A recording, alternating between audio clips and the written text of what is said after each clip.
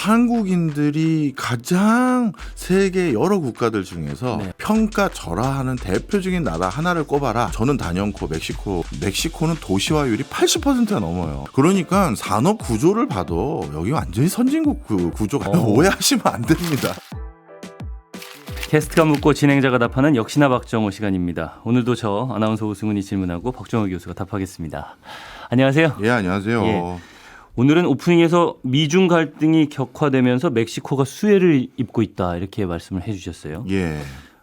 미국은 아무래도 자원 그리고 값싼 노동력을 좀 확보하기를 원하니까 네. 예, 다른 대체지를 찾아야 하는 입장일 텐데 이런 상황에서 이제 멕시코가 대안으로 부상하는 듯해요. 그래서 오늘은 멕시코 경제 상황을 좀 살펴보고 싶은데 이게 멕시코의 경제 성장세가 좀 가팔라졌나요, 최근에?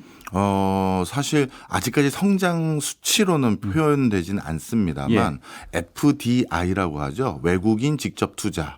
이 FDI 금액은 급격히 늘고 있고요. 특히 가장 앞으로 주목받는 산업이라고 할 수 있는 자동차, 의료, 우주항공 이런 분야에서 멕시코가 모든 다국적 기업의 투자 영순위로 지목되기 시작하면서요.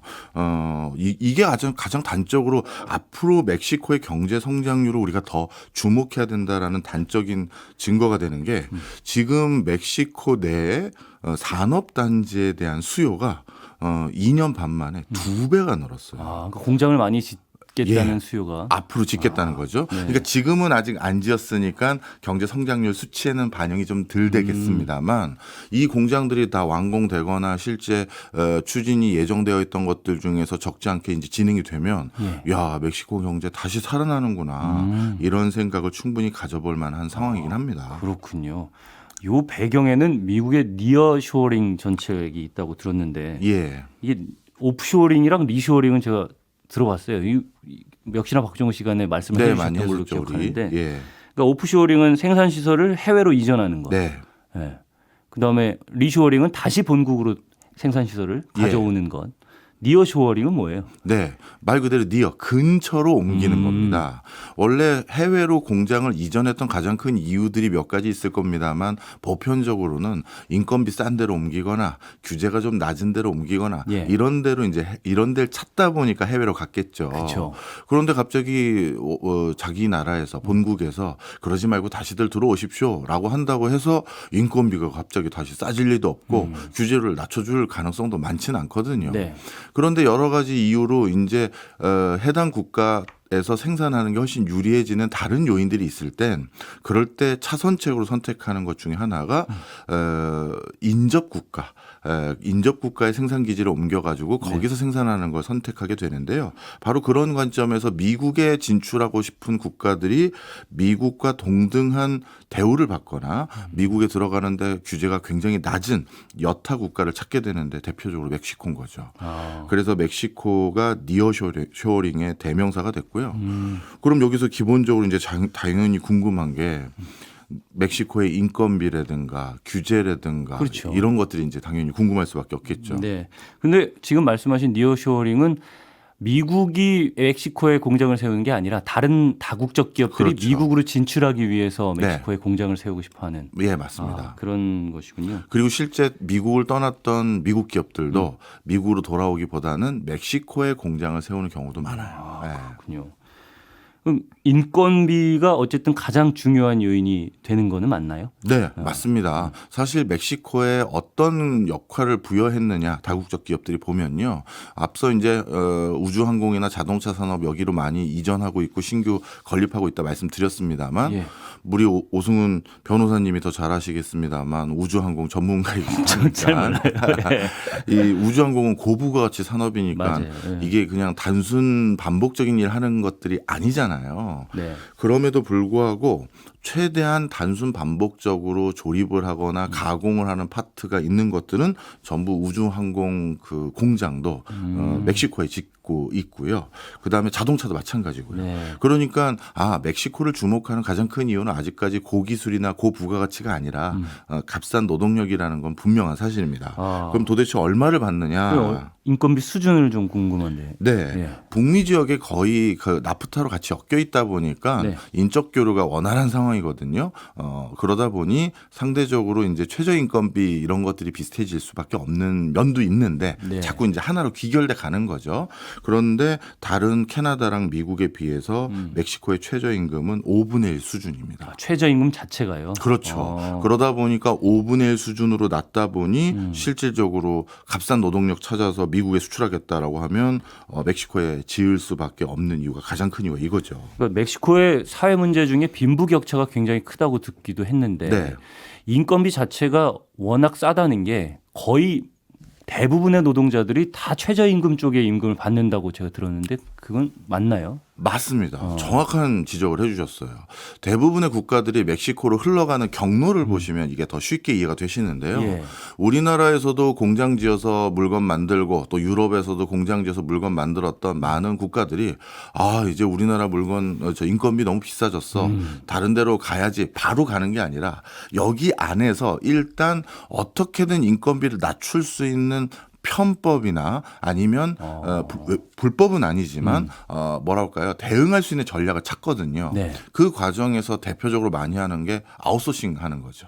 그러니까 원래 내부에서 했던 걸 이제 직원 뽑지 말고 외주화하자. 네. 그리고 외주화하니까 우리 회사 직원 아니니 우리는 거기 인건비 수준은 어떻게 될지 그런 건 저희한테 말씀하지 마시고요. 이 단가에 만들어 주십시오. 이런 것들 요구해서 어떻게든 단가 낮추는 거잖아요. 통으로 계약하는. 그렇습니다. 네. 그다음에 분명 우리 회사 내부에서 근무하고 있는 직원인데 실제 그 회사 직원이 아닌 경우가 있죠. 맞아요. 파견직이라고 하는 거. 그러니까 무슨 얘기냐 하면 해외 유럽이나 일본이나 한국에서도 어떻게든 인건비 비중을 낮춰보려고 다양한 뭐 편법이든 합법적인 수단에서 허용되는 일들을 했다가 그것마저 안 되니 멕시코로 가는 거예요. 근데 멕시코로 가서 5분의 1 인건비 싸졌으니 이제 있는 그대로 그냥 5분의 1 인건비 싸진 거 주고 그냥 고용하자. 이렇게 하지 않죠. 그동안 해왔던 편한 방법들을 익히 알고 있잖아요. 예. 그러다 보니까 멕시코의 인건비가 5분의 1 싸지만 더 낮출 수 있는 방법, 인건비를 계속 안 올려줘도 되는 방법을 또 여기 멕시코에 진출해서 또 뭐랄까요? 활용하기 시작한 거예요. 그래서 멕시코에 있는 많은 다국적 기업에서 일하고 있는 직원들 중에서는 일부는 그 회사 직원이 아니라 우리 예전에 했던 것과 똑같이 파견직 직원이고요. 이런 거는 저희가 안 하고 저희가 다시 멕시코 내에 어떤 하청업체에게 아웃소싱을 줍니다. 이런 식으로 자꾸 진행을 해가는 거죠. 근데 이 정도로 낮은 인건비가 계속 유지되기 위해서는 어쨌든 노동력이 계속해서 공급하고 남아 돌아야 되는 그런 상황이어야 되는 거잖아요. 그것도 중요한 말씀입니다. 예. 맞습니다. 멕시코는 인력이 또 풍부한 그 나라예요. 네. 세계 인구로 10위에 해당되는 인구 대국이거든요. 예. 한 1억 2천만 명이 좀 넘는 오. 숫자의 인구 대국이고요. 맞네요. 그리고 이렇게 인구가 많지만 그 일본 같은 경우는 오히려 일할 사람이 점점 줄어들어서 정년 연장하고 있지 않습니까? 고령화 때문에. 그렇습니다. 네. 멕시코는 평균 연령이 얼마가 되냐 하면 29.2세입니다. 오. 그리고 24세 인구가 무려 전 인구의 40%가 넘어요. 젊은 국가군요. 그렇죠. 네. 그러다 보니까 뭐 생산 가능 인구가 1억 명에 거의 달하는 수준이고요. 이런 상황 속에서 멕시코가 나름대로 젊고 일할 만한 인구 숫자가 그 같은 1억 인구를 보유한 국가들 중에서 제일 많은 국가이기 때문에 네. 인건비 경쟁이 당연히 심할 수밖에 없죠. 그러네요. 그러다 보니 이렇게 멕시코는 뭐랄까요? 많은 국가들이 인건비 하여튼 낮추기 위해서 선택하는 선택지고요.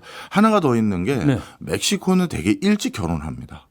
네, 뭐 24살에 초산을 하기 때문에 그러면 결혼은 22, 21살 이럴 때쯤 한다는 얘기겠죠. 예전 우리나라 같은 그렇죠. 모습이겠네요. 예. 그렇기 때문에 어떻게 보면 아이를 많이 낳을 수 있는 가임 기간이 길다고 하죠. 그렇죠. 그럴 수 있는 여건도 있기 때문에 출산 장려 정책을 우리가 도입했었을 때 네. 그 효과성이 극단적으로 많이 나올 수도 있는 국가이다 보니 뭐 인력만큼은 뭐 충분하다 이렇게 보실 수 있고요. 거고요. 그럼 노동 인구를 늘리기 위한 정책 같은 걸 쓰기만 하면 지속할 수 있는 여지는 충분한 거네요. 그렇죠. 그리고 또 한 가지 또 중요한 게 개인들 단위에서 일자리를 찾기 위해서 경쟁하는 과정에서 저는 더 싸게 채용하실 수 있는데요. 저를 차용해 주시죠. 이런 경쟁도 많이 일어날 수밖에 없는 인구 구조잖아요. 예, 지금. 예. 그것도 있지만 또 하나가 더 있어요. 멕시코의 영문 풀네임을 보면 네. 합중국으로 돼 있어요. 유나이티드. 예. 예, 그러니까 이건 무슨 소리냐 하면 미국과 똑같이 주별로의 독자성, 주별로의 나름대로의 자율성이 꽤 높다라는 얘기거든요. 예를 들어서 멕시코도 멕시코 시티라든가 멕시코 주 이런 곳들은 경제적으로 좀 부상한 곳이고 네. 그리고 저기 그 미국과 국경을 접하고 있는 곳도 다국적 기업들이 많이 진출해서 거기도 좀 부유한 곳인데 또 그렇지 않은 지역들도 많아요. 그럼 그런 지역에선 우리 쪽의 경제, 우리 주의 경제를 더 부강시키기 위해서 네. 고용 관련한 규제를 낮출 수도 있는 요인도 있거든요. 예. 그러다 보니까 우리나라처럼 뭐 차등 임금을 적용한다든가 뭐 이런 것들이 충분히 우리나라는 안 되지만 멕시코에서는 있을 수 있기 때문에 앞으로도 값싼 노동력에 대한 그 메리트, 장점은 멕시코에서는 계속될 가능성이 굉장히 높다라고 보여지고요. 방금 말씀하신 거에서 조금 네. 궁금한 게 생겼는데 그러면 주마다 최저임금도 다른가요? 지금은 아닙니다. 이게 정권마다 또 성향이 다르겠죠. 예. 예를 들어서 바로 전에 정권 같은 경우는 흔히 말해서 좀 자유주의라고 해야 되나요? 신자유주의 뭐 이렇게 표현들 하는 거 있지 않습니까? 이런 걸 더 중요시 여겨요. 그래서 그 국가가 웬만하면 간섭하지 말고 민간의 영역에 넘기자 이렇게 해서 에너지 수급 체계나 사업에 대한 권한 그리고 어떤 지역에서 어떻게 활용할지 경제적인 요소들을 그걸 민간에 많이 넘겼었는데 최근 정권을 잡았던 정권 같은 경우는 그렇지가 않아요. 오히려 자국 이익 중심 그다음에 민족주의 뭐 이런 성향이 더 많아서 예. 국가가 하겠다. 그리고 그 과정에서 다국적 기업이 가져가는 이익을 국민들에게 나눠주겠다. 이런 것들 속에서 노조 같은 경우도 엄정하게 관리하고 최저임금 같은 그 어떻게 보면 근로자들의 권익을 보호하는 것도 엄정 관리하기 시작했어요. 그러면 외국 기업들이 어쨌든 멕시코에 와서 생산 시설을 만들고 제조를 하기 위해서는 뭐 인건비가 싼 것도 문제지만 공장을 돌리려면은 에너지가 있어야 되잖아요. 그렇죠. 네. 뭐 석유를 뗀다든가 아니면 대부분은 이제 전력으로 전기로 공장을 돌릴 텐데 그런 에너지 수급 같은 것들은 원활하게 되나요? 멕시코에서는? 네, 사실 요즘 멕시코에서 가장 큰 이슈가 됐던 건 바로 에너지 수급 문제입니다. 물론 멕시코 내부에서도 이슈지만 우리나라 입장에서 워낙 기업들이 여기 많이 진출해 있거든요. 예. 멕시코 정부에서 제출한 통계를 보면 지금까지 멕시코에 진출한 한국 기업은 2,000개다 이렇게 하는데 그거는 뭐 우리나라 그럼 상장사 다 멕시코에 가 있는 거냐? 그건 아니고요. 예. 멕시코 국가에서 제시한 통계도 멕시코도 이제 자꾸 외국 기업 유치하는 게 중요하다 보니까 누적된 통계인 거예요. 지금은 폐업해서 없어진 것까지 다 포함한 거고 예. 그리고 멕시코에 가 있는 우리나라 소상공인들 중에서 보부상 같은 역할을 하는 분도 계시거든요. 네. 그분들도 다 하나하나의 다 기업으로. 카운트한 거고요. 실질적으로 의미 있는 수준으로 진출해서 아직까지 활동하고 있는 기업은 한 480개 정도가 됩니다. 480개만 해도 그거 대단한 거죠. 이렇게 먼 나라인데 네. 굉장히 많은 것 같아요. 그거 뭐 방금 질문 주신 것도 있지만 그거까지 하나 말씀드리고 에너지 얘기를 드리면 예. 480개나 되는 우리나라 기업이 멕시코에 진출했다는 건요. 벌써 이 두 국가의 관계를 우리가 알 수가 있는데요. 우리나라에선 멕시코가 뭐 아주 유력한 교역국은 아니에요. 우리는 미국, 중국, 뭐 일본, 뭐 사우디, 호주 등등 쟁쟁한 국가들이 많기 때문인데 그렇죠. 멕시코에게 한국은 네. VIP예요. 아, 교역국 몇 등일 것 같으세요? 높이 잡아주세요. 그래도 미국, 중국, 뭐 캐나다 뭐 이런 나라들을 제하면 한 5위, 6위 되지 않을까요? 높게 잡아서. 1등, 2등 순서 맞춰주셨어요. 아, 그래요? 멕시코의 1등 교역국 미국 당연히 맞고요. 2등이 많은 분들이 캐나다 아닐까요? 나프타 때문에 생각하시는데 중국이 맞고요. 네. 중국 그리고 워낙 그렇죠. 대규모 공장. 맞아요. 네. 중국 기업들도 멕시코 많이 세계 와 공장인데요. 있거든요. 그리고 세 번째가 캐나다가 아니라 한국입니다. 아, 멕시코의 3대 교역국이 바로 한국인 거예요. 그래요. 우리한테 수입을 많이 하나요? 우리가 수출을. 우리가 거기에다가 이제 수출을 많이 해야죠. 많이 왜냐하면 거기 하겠죠. 공장이 있으니 네. 물건을 보내줘야 거기서 몇 가지를 조립해서 미국으로 보낼 거 아니겠습니까? 우리에게 굉장히 고마운 나라기도 하네요. 그렇기도 하고 또 멕시코는 한국이 또 무엇보다 중요한 교역국이니까 네. 한국을 잘 대우해 줘야겠죠. 그렇군요. 자, 그러다 보니 우리나라 정부에서는 간간히 멕시코 전력 수급에 대해서 조사를 해서 뭐 관련 기관들에게 이제 기업체들이 모여져 있는 뭐 협회 같은 곳에 뿌려줍니다. 근데 최근에 멕시코의 전력망에 대해서 정권이 바뀌면서 굉장히 큰 전환점이 생겼어요. 그 전에 정권은 앞서 잠시 말씀드린 것처럼 민간 부분의 영역을 굉장히 중요시 여기다 보니까 예. 전력 수급망을 민간이 자율적으로 참여하고 외국 다국적 기업들도 참여해서 멕시코 전력망을 공급하는 그 인프라를 추가적으로 더 구축하는 걸 자유롭게 열어주자 이런 의견이 많았었죠. 네. 그래서 실질적으로 독일 기업하고 이탈리아 기업하고 스페인 기업이 민간 전력 개발 프로젝트를 멕시코 내부에서 진행을 해왔거든요. 왜냐하면 이제 점점 더 다국적 기업들이 많이 들어올 게 뻔하니까요. 그런데 이게 어떻게 됐느냐? 정권 바뀌고 나서 국가 주도로 에너지 공급 또 전력망 공급을 국가 주도로 하겠습니다. 네. 이런 정책 기조로 바뀌고 나서 방금 말씀드렸던 독일, 이탈리아, 스페인 등등의 국가에서 진행했던 민간 에너지 개발 프로젝트 9개가 전면 중단된 상태예요. 그래가지고 지금 외국에서는 볼멘 소리를 하는 에너지 개발 관련한 회사들의 목소리가 아주 높은 상황이고요. 그리고 이번에 법이 바뀐 게 한국 기업들도 좀 고민이 돼야 되는 게 이게 저는 당연히 한국 사람이니까 우리 기업 입장에서만 말씀을 드리겠습니다. 네. 민간이든 공공이든 서로 경쟁적으로 전력망 공급하는 것들에 대해서 경쟁을 많이 하다 보면 당연히 전기료가 어떻게 되겠어요? 낮아지겠죠. 낮아지죠. 네. 특히 전기 같은 경우는 규모의 경제이기 때문에 누구 한 사람이 치킨 게임에서 무너지게 되면 그것까지 내가 규모를 넓힌 다음에 더 전기 공급을 싸게 할 수 있게 되고 그럼 나중에 궁극적으로는 이 시장에 누가 못 들어오는 진입장벽 효과까지 만들 수 있다 보니까 예. 먼저 누구 하나 망해라 하는 수준으로 서로 경쟁적으로 경기료를 막 싸게 해줄 수 있는 여지가 생겨요. 그래서 민간이 적극 참여하는 거 굉장히 다국적 기업들 입장에서는 선호할 수밖에 없는데 멕시코의 최근 기조가 어떻게 되냐면 앞으로 석유라든가 화석 연료를 채굴하는 것도 멕시코 내부에서 일괄 공정으로 전부 다 하고 그러니까 석유가 어디 있대 이거 발견하는 것도 멕시코 내부에서 하고 예. 시추에서 얼마나 있는지 최종 확인하는 것도 멕시코에서 하고 정제하는 거 멕시코 그리고 그거를 소비하는 것도 이제 멕시코가 석유 수출 안 하겠다는 거예요. 멕시코는 중남미 국가의 엄청난 산유국 중에 하나거든요. 예. 그런데 이제 수출하지 말고 우리가 캔 석유로 우리 내부에서 자급자족하겠다는 거예요. 그리고 그런 모든 과정을 국영 석유 회사라든가 국유화하거나 국가가 주도해서 하겠다는 거죠.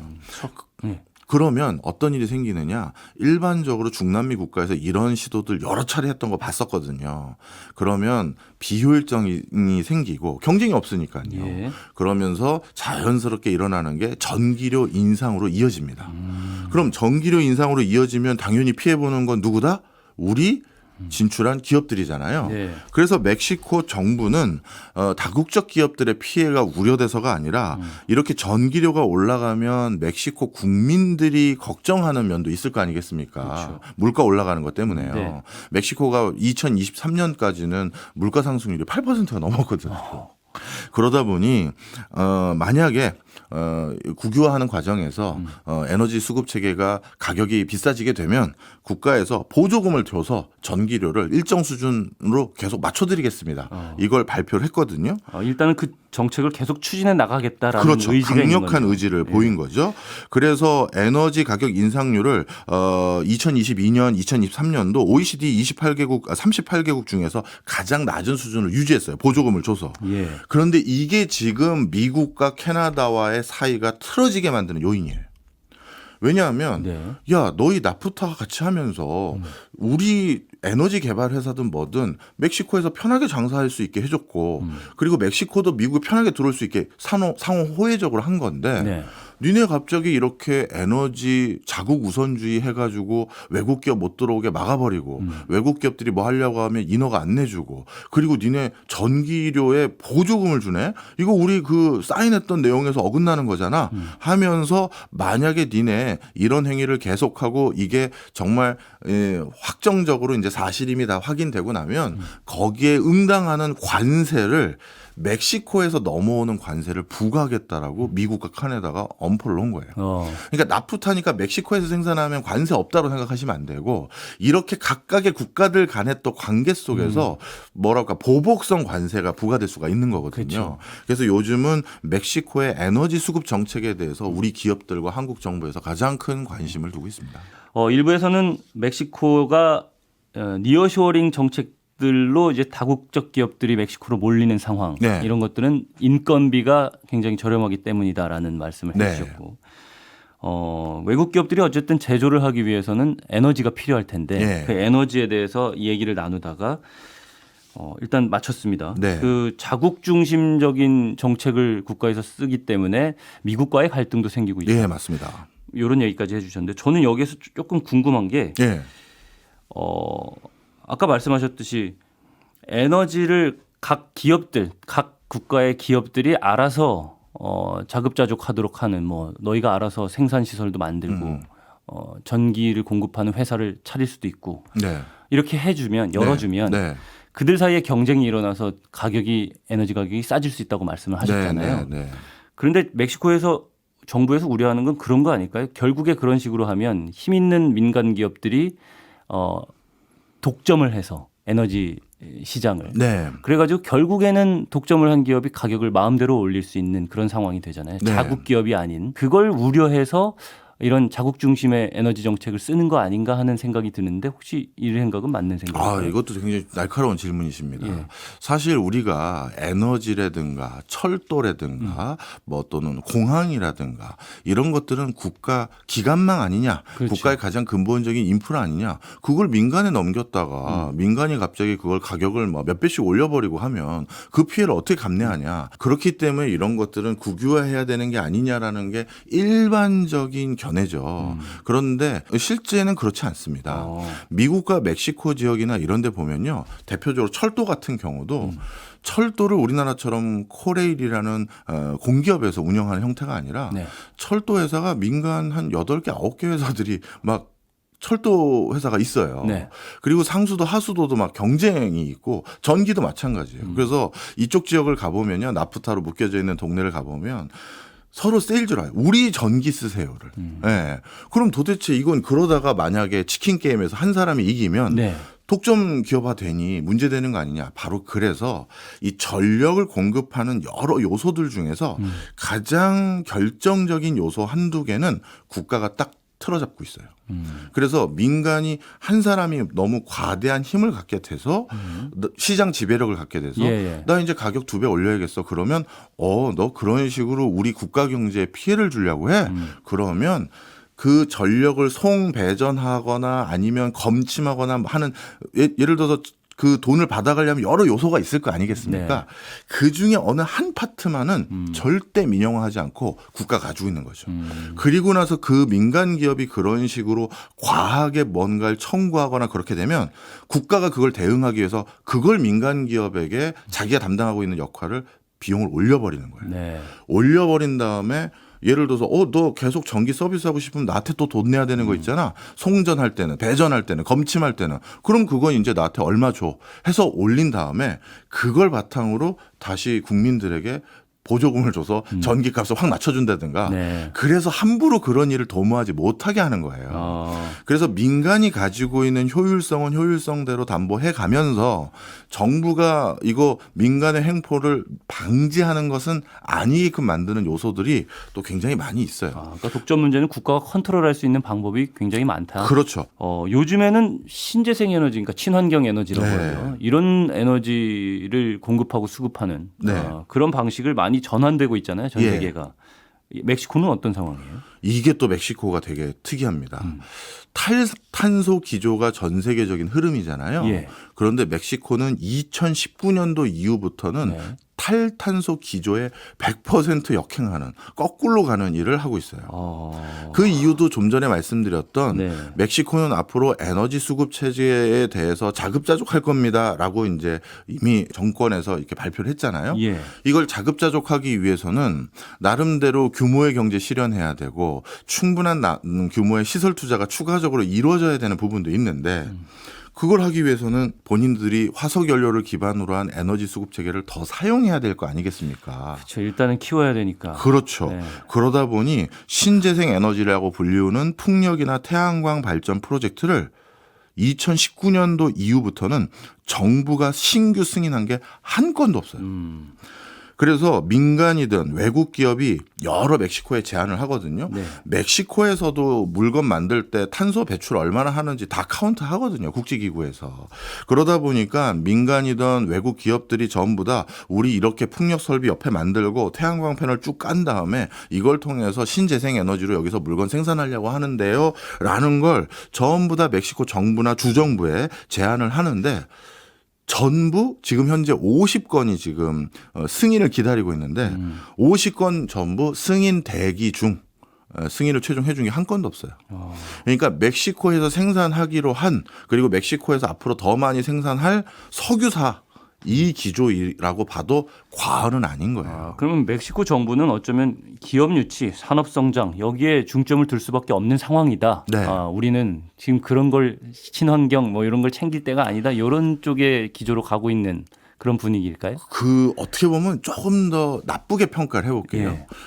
이제 멕시코라는 나라는 미중 갈등 속에서 많은 나라의 선망의 대상의 대체지가 됐다. 중국 말고 다른 나라 말고 미국에 수출하려면 우리 멕시코로 밀려 들어올 수밖에 없어. 그렇다면 얘네들한테 장사 제대로 해봐야겠네. 근데 멕시코는 늘 석유를 기반으로 한 산업 생태계가 멕시코 전체 제조업 분야에서 한 20% 이상의 아주 공고한 세력이 있거든요. 그 사람들 입장에서는 이 기회에 나름대로 좀 더 뭐랄까요 자신들의 영역을 넓혀야 되는 것도 있고 국가 입장에서도 국민들 아까 빈부격차 말씀해 주셨는데 네. 국민들에게 뭔가 직접적으로 수혜를 더 주려면 정부가 직접 플레이어가 돼서 돈을 벌어서 그래서 나눠줘야 될 것도 있잖아요. 그러다 보니까 이렇게 석유를 기반으로 한 화석연료의 에너지 수급 체계를 직접 챙기자. 그럼 이걸 직접 챙기면서 여기 들어올 수밖에 없는 다국적 기업들 많으니 니네 석유 더 사 아니면 니네 전기 쓸 때 석유를 기반으로 한 다른 에너지 수급 체계를 기반으로 한 이걸 더 이용해. 이걸 요구하면서 본인들이 가지고 있는 산업 기반을 올리려는 거죠. 알겠습니다. 실제 화석 연료를 기반으로 한 발전소를 아직도 신규로 짓기 위해서 부지를 알아보고 추진 중인 나라는 OECD 국가들 중에선 멕시코가 아마 유일하지 않을까 생각이 드는데요. 그렇군요. 정부가 돈 벌어서 국민들한테 어쨌든 지원하고 이런 부분에 신경을 쓰고 있다면 네. 아까 석유도 말씀하셨지만 석유는 많잖아요. 네. 그러니까 자원이 많으니까 그걸 또 팔아서 국부를 유지할 수 있을 것 같다는 생각도 드는데 근데 수출은 안 하고 내부에만. 내부에만 네, 석유도 이제 수출 안 한다. 우리 국민들을 위해서 석유를 다 쓰겠다. 이렇게 되는 거예요. 멕시코가 기본적으로 자원 부국이겠죠. 그럼요. 땅도 넓고 그러니까. 맞습니다. 네. 한국인들이 가장 세계 여러 국가들 중에서 네. 평가절하하는 대표적인 나라 하나를 꼽아라. 실제 위상보다라고 하면 저는 단연코 멕시코를 우리가 너무 평가절하하고 있다라고 말씀드리고 싶어요. 예. 그 이유가 여러 가지가 있는데 예. 어떤 면에서요? 아까 인구도 1억 2천만 명이 넘는다고 말씀드렸죠. 예. 인구 대국이고요. 그다음에 땅이 얼마냐 하면 우리나라가 뭐 한 대략 10만 제곱미터 정도 되는데 멕시코 같은 경우 우리나라 한 20배 정도 돼요. 그런데 우리 세계지도 펼쳐보면 네. 멕시코란 나라가 그렇게 크게 보이지 않잖아요. 그게 항상 바로 위에 미국이 있고 그렇죠. 그 위에 캐나다 있고 또 조금만 밑에 쳐다보면 브라질이라는 나라가 있다 보니까 뭐 땅이 별로 큰 나라는 아니네 이렇게 오해하는데요. 주변에 큰 나라가 워낙 많아서요. 그러다 보니까 멕시코가 항상 이렇게 평가절하돼요. 그런데 멕시코는 땅도 워낙 크다 보니까 다양한 것들을 할 수가 많고요. 그리고 자원도 워낙 워낙 많고요. 이제 리튬까지도 또 나오고 있는 상황이라서 석유, 리튬 나오고 그리고 멕시코 자꾸 우리가 영화에서 서부 영화 자꾸 생각하시는데 그 담쟁이 덩굴 같은 이상한 거 뭉쳐가지고 막 그 사막에 휘 돌아다니는 거 있잖아요. 왜 그런 거 생각하고 뭐 어쩌다가 운 좋으면 선인장 하나 서 있고 나머지 모래바람만 있다고 생각하는데 멕시코는 도시화율이 80%가 넘어요. 오해하시면 안 됩니다. 이게 제가 이게 멕시코 자꾸 미개한 나라로 생각하시면 큰일 나세요. 70년대까지만 해도 엄청나게 성장하고 뭐 세계에서 주목받는 맞아요. 나라였잖아요. 네. 네. 오해가 있는 부분이다. 오해가 큽니다. 우리가 네. 멕시코를 과소평가하고 있다. 네. 그런데 석유 같은 것들은 자원 보호주의를 네. 좀 강화하고 있다고 말씀하셨는데 다른 자원들도 그런 기조가 있나요? 네, 전부 국유화 기조입니다. 특히 앞으로 주목받을 리튬 역시도 어떻게 보면 이제 글로벌 다국적 기업들이 이런 자원으로 인한 부가가치를 전부 다 가져가는 것들을 예전부터 많이 봐왔지 않겠습니까? 네. 그래서 리튬은 이제 철저히 국가가 주도해서 광업 개발권뿐만 아니라 직접 정제하는 것도 좀 챙겨보려고 신경을 많이 쓰고 있는 상황이고요. 네. 멕시코는 리튬뿐만 아니라 다양한 희소금속들이 더 있을 것으로 추정되는 대표적인 지역이에요. 땅도 워낙 넓고 지형도 다양하잖아요. 그렇죠. 네. 그러다 보니까 이 멕시코는 이런 아직 탐사하지 않은 그 워낙 자연 보호 등등으로 인해서 네네. 그런 지역들도 많은데 지금 정책 기조는 그러 개발하자. 그래서 빈부격차도 완화하고 자꾸 조금 계절 근로자라고 하죠. 특정 계절이 되면 네. 국경 넘어서 미국에 자꾸 일하러 가는 멕시코 남성들이 많은데 네. 그거 막고 내부에서 잘 살 수 있도록 좀 터전을 만들어 보자 해서 아마 이제 굉장히 광업 개발 많이 할 것 같습니다. 대표적인 산업은 뭐예요, 멕시코에? 예. 일단 다시 한번 또 말씀드리지만 멕시코 대표 산업 농업 아닙니다, 여러분. 무슨 자꾸 어디 가서 농사 짓는 거 생각하시고 당나귀 돌아다니는 거 생각하시는데 멕시코의 농업 비중 4%밖에 안 돼요. 4%요? 4%예요. 농업이 4%입니다. 우리나라는 몇 퍼센트예요? 우리나라도 거의 그 수준이죠. 그 수준, 비슷한 수준인데. 그리고 서비스업 비중이 한 거의 60% 가깝고 제조업이 한 30% 가깝고 이렇게 되어 있습니다. 예. 그러니까 산업 구조를 봐도 여기 완전히 선진국 구조 가진 거죠. 그러면 그중에서 가장 대표적인 산업군들이 뭐가 있느냐? 역시 멕시코 하면 자동차죠. 자동차. 예. 자국의 자동차 브랜드라는 게 아예 없는 건 아니에요. 군소 브랜드가 있긴 합니다. 멕시코 브랜드가 예, 있군요. 아주 군소한 거예요. 네네. 그럼에도 불구하고 멕시코의 자동차 산업이 전 세계 4위예요. 자국의 자동차 브랜드도 일천하는 상황에서 4위인 거는 결국 뭐다? 전 세계 자동차 메이커들 다 멕시코에 들어와 있다는 거죠. 심지어 미국 회사들도 멕시코에 있어요. 예. 네. 전 세계에서 4대 자동차 수출국인 건 예. 달리 말하면 멕시코에서 생산된 자동차 10대 중 9대가 외국에 수출된다는 얘기고요. 그리고 정확히 그중에 7대는 네. 미국 캐나다까지 오. 거기에 수출됩니다. 하나 더 말씀드리면 우리나라 자동차 회사들이 가장 많이 찾는 전문가가 멕시코 지역 전문가예요. 왜냐하면 계속 이제 거점이 점점 더 그 멕시코에서 자동차를 생산하게 되는데 미국을 이해하는 전문가는 너무 많은데 멕시코를 이해하는 전문가가 사실 많지가 않아요. 지금까지 전문가는 이미 이 회사에 재직해서 10년 동안 멕시코 주재원으로 일하다가 아니면 협력사로 가 있다가 그렇게 된 전문가니까 이건 누군가에게 이미 기채용된 사람들이잖아요.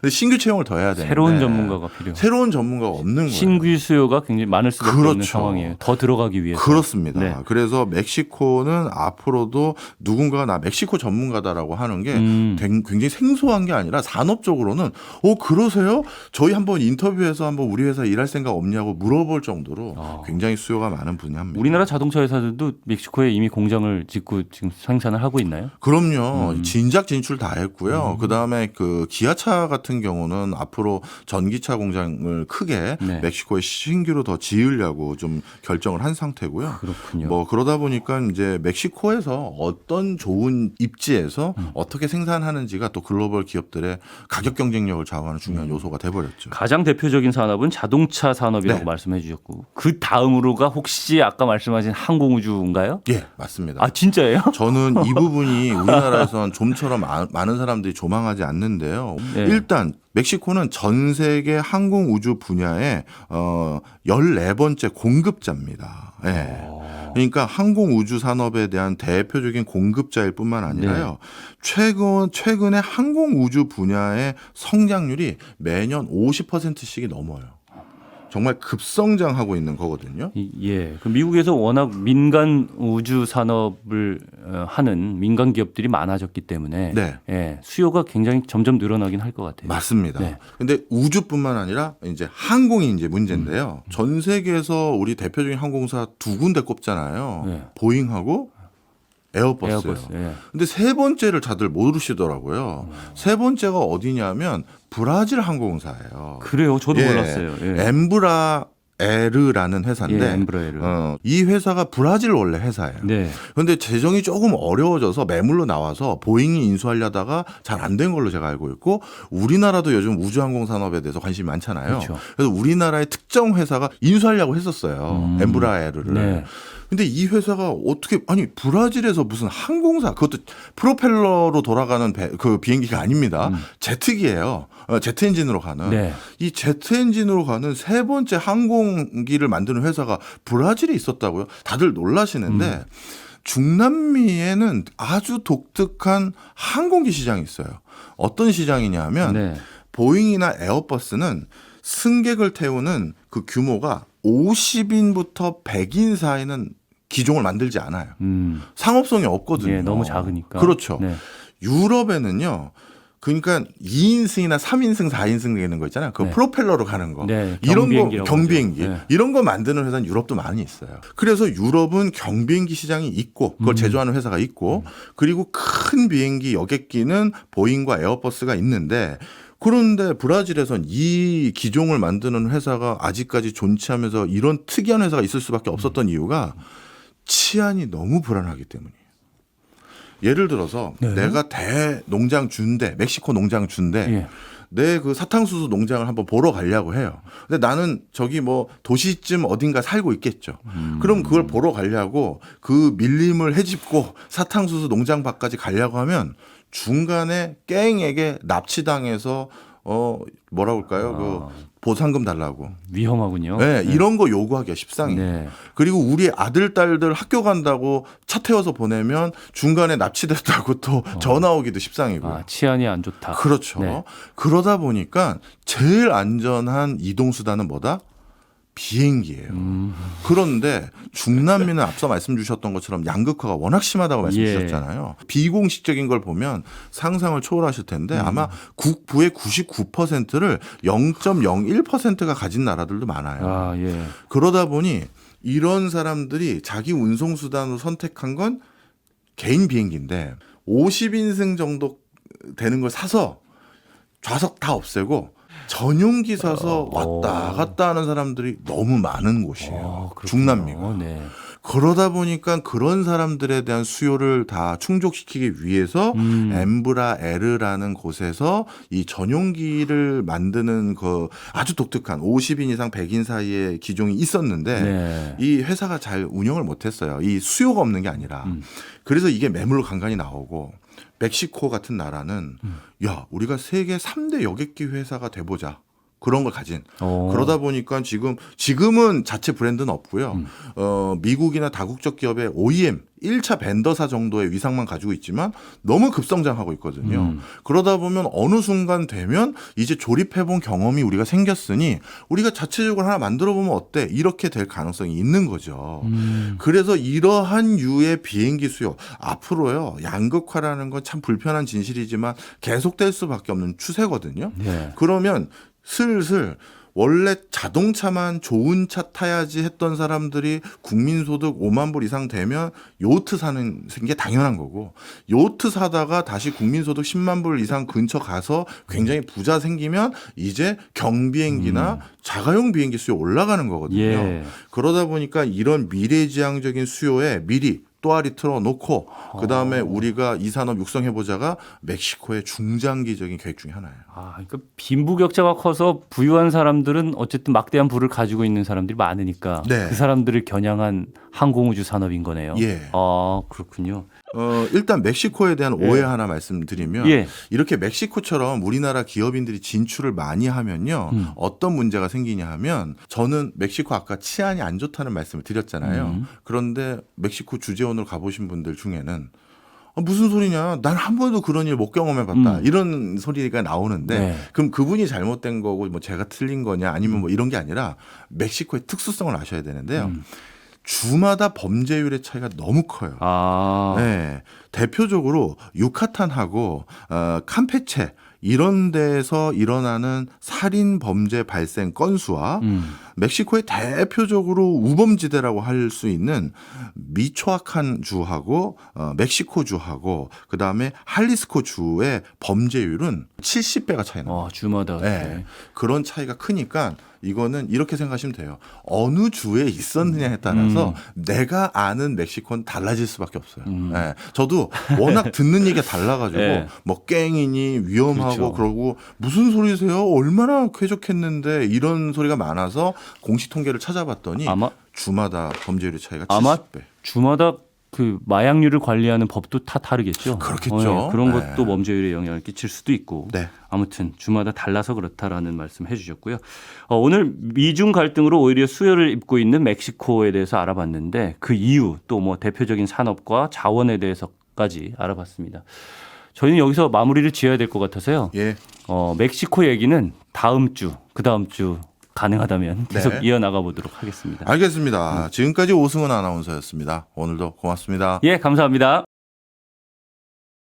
우리를 구제해줄 신은 멀고 미국은 가깝다. 승자의 저주같이 너무 큰 기회의 땅이 바로 위에 있잖아요. 오히려 독배가 된 거예요. 네, 게스트가 묻고 진행자가 답하는 역시나 박정호 시간입니다. 오늘도 저 아나운서 오승훈이 질문하고 박정호 교수님이 답하겠습니다. 안녕하세요. 예, 안녕하세요. 네, 지난 시간에 멕시코 이야기를 일부를 했어요. 예. 이제 2부 예고를 드렸었는데 제가 시간이 모자라서. 그리고 이제 오늘 시작 부분을 예. 지난번에 끝에서 말씀하신 멕시코의 치안 부분. 예. 오해가 있다. 주마다 범죄율이 굉장히 다르다. 네. 그래서 어디를 다녀오셨느냐에 따라서 멕시코에 대한 이 치안에 대한 개념이 많이 다를 것이다라고 얘기를 해주셨는데 어떤 상황인지 먼저 개략적으로 좀 설명을 해주시고 넘어갈까요? 네, 멕시코 주마다 치안의 수준이 많이 다른데 어느 정도 차이가 나냐면 범죄율 발생 비율이 70배 가까이 차이가 난다 말씀을 드렸을 겁니다. 네, 기억납니다. 예. 그래서 어떤 주는 정말 상대적으로 되게 안전한 주가 있어요. 그리고 어떤 주는 상대적으로 굉장히 위험한 주가 있고요. 네. 그럼에도 불구하고 그러면 멕시코 갈 때 상대적으로 안전한 주만 가면 되겠네 하실 수가 있는데 가능하면 항상 주의를 기울이셔야 되는 수준이다라는 걸 일단 말씀드리고 싶어요. 전반적으로 다 안 좋은데 그중에 더 극단적으로 안 좋은 동네가 있다라는 겁니다.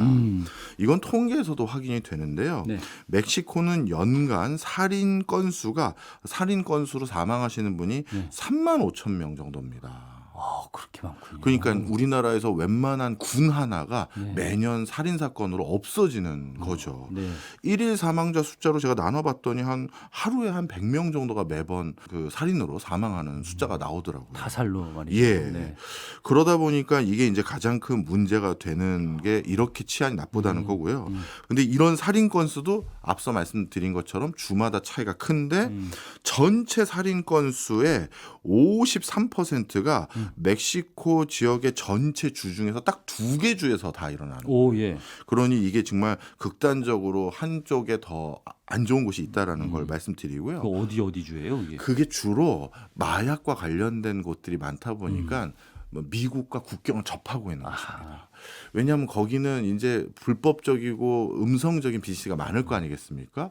그러니까 어떤 도시라고 말하기 그렇고 좀 조그만 마을은 네. 아예 치해복권이 돼서 거긴 그냥 갱이 장악을 하고 있어요. 그래서 그 동네를 들어가려면 그 입구에 있는 그 중남미 쪽에서는 이런 사람들을 다 라디오라고 불러요. 그러니까 라디오. 어떤 꼬마애인데 네. 10살 이하의 한 7, 8, 9살 정도 되는 애가 마을 입구로 들어가는 메인 진입로에 의자 하나 놓고 그냥 자기 휴대폰 하면서 놀고 있어요. 근데 그 친구가 자기가 모르는 번호판에 이상한 차가 오면 네. 그 휴대폰으로 전화를 얻다 걸어요.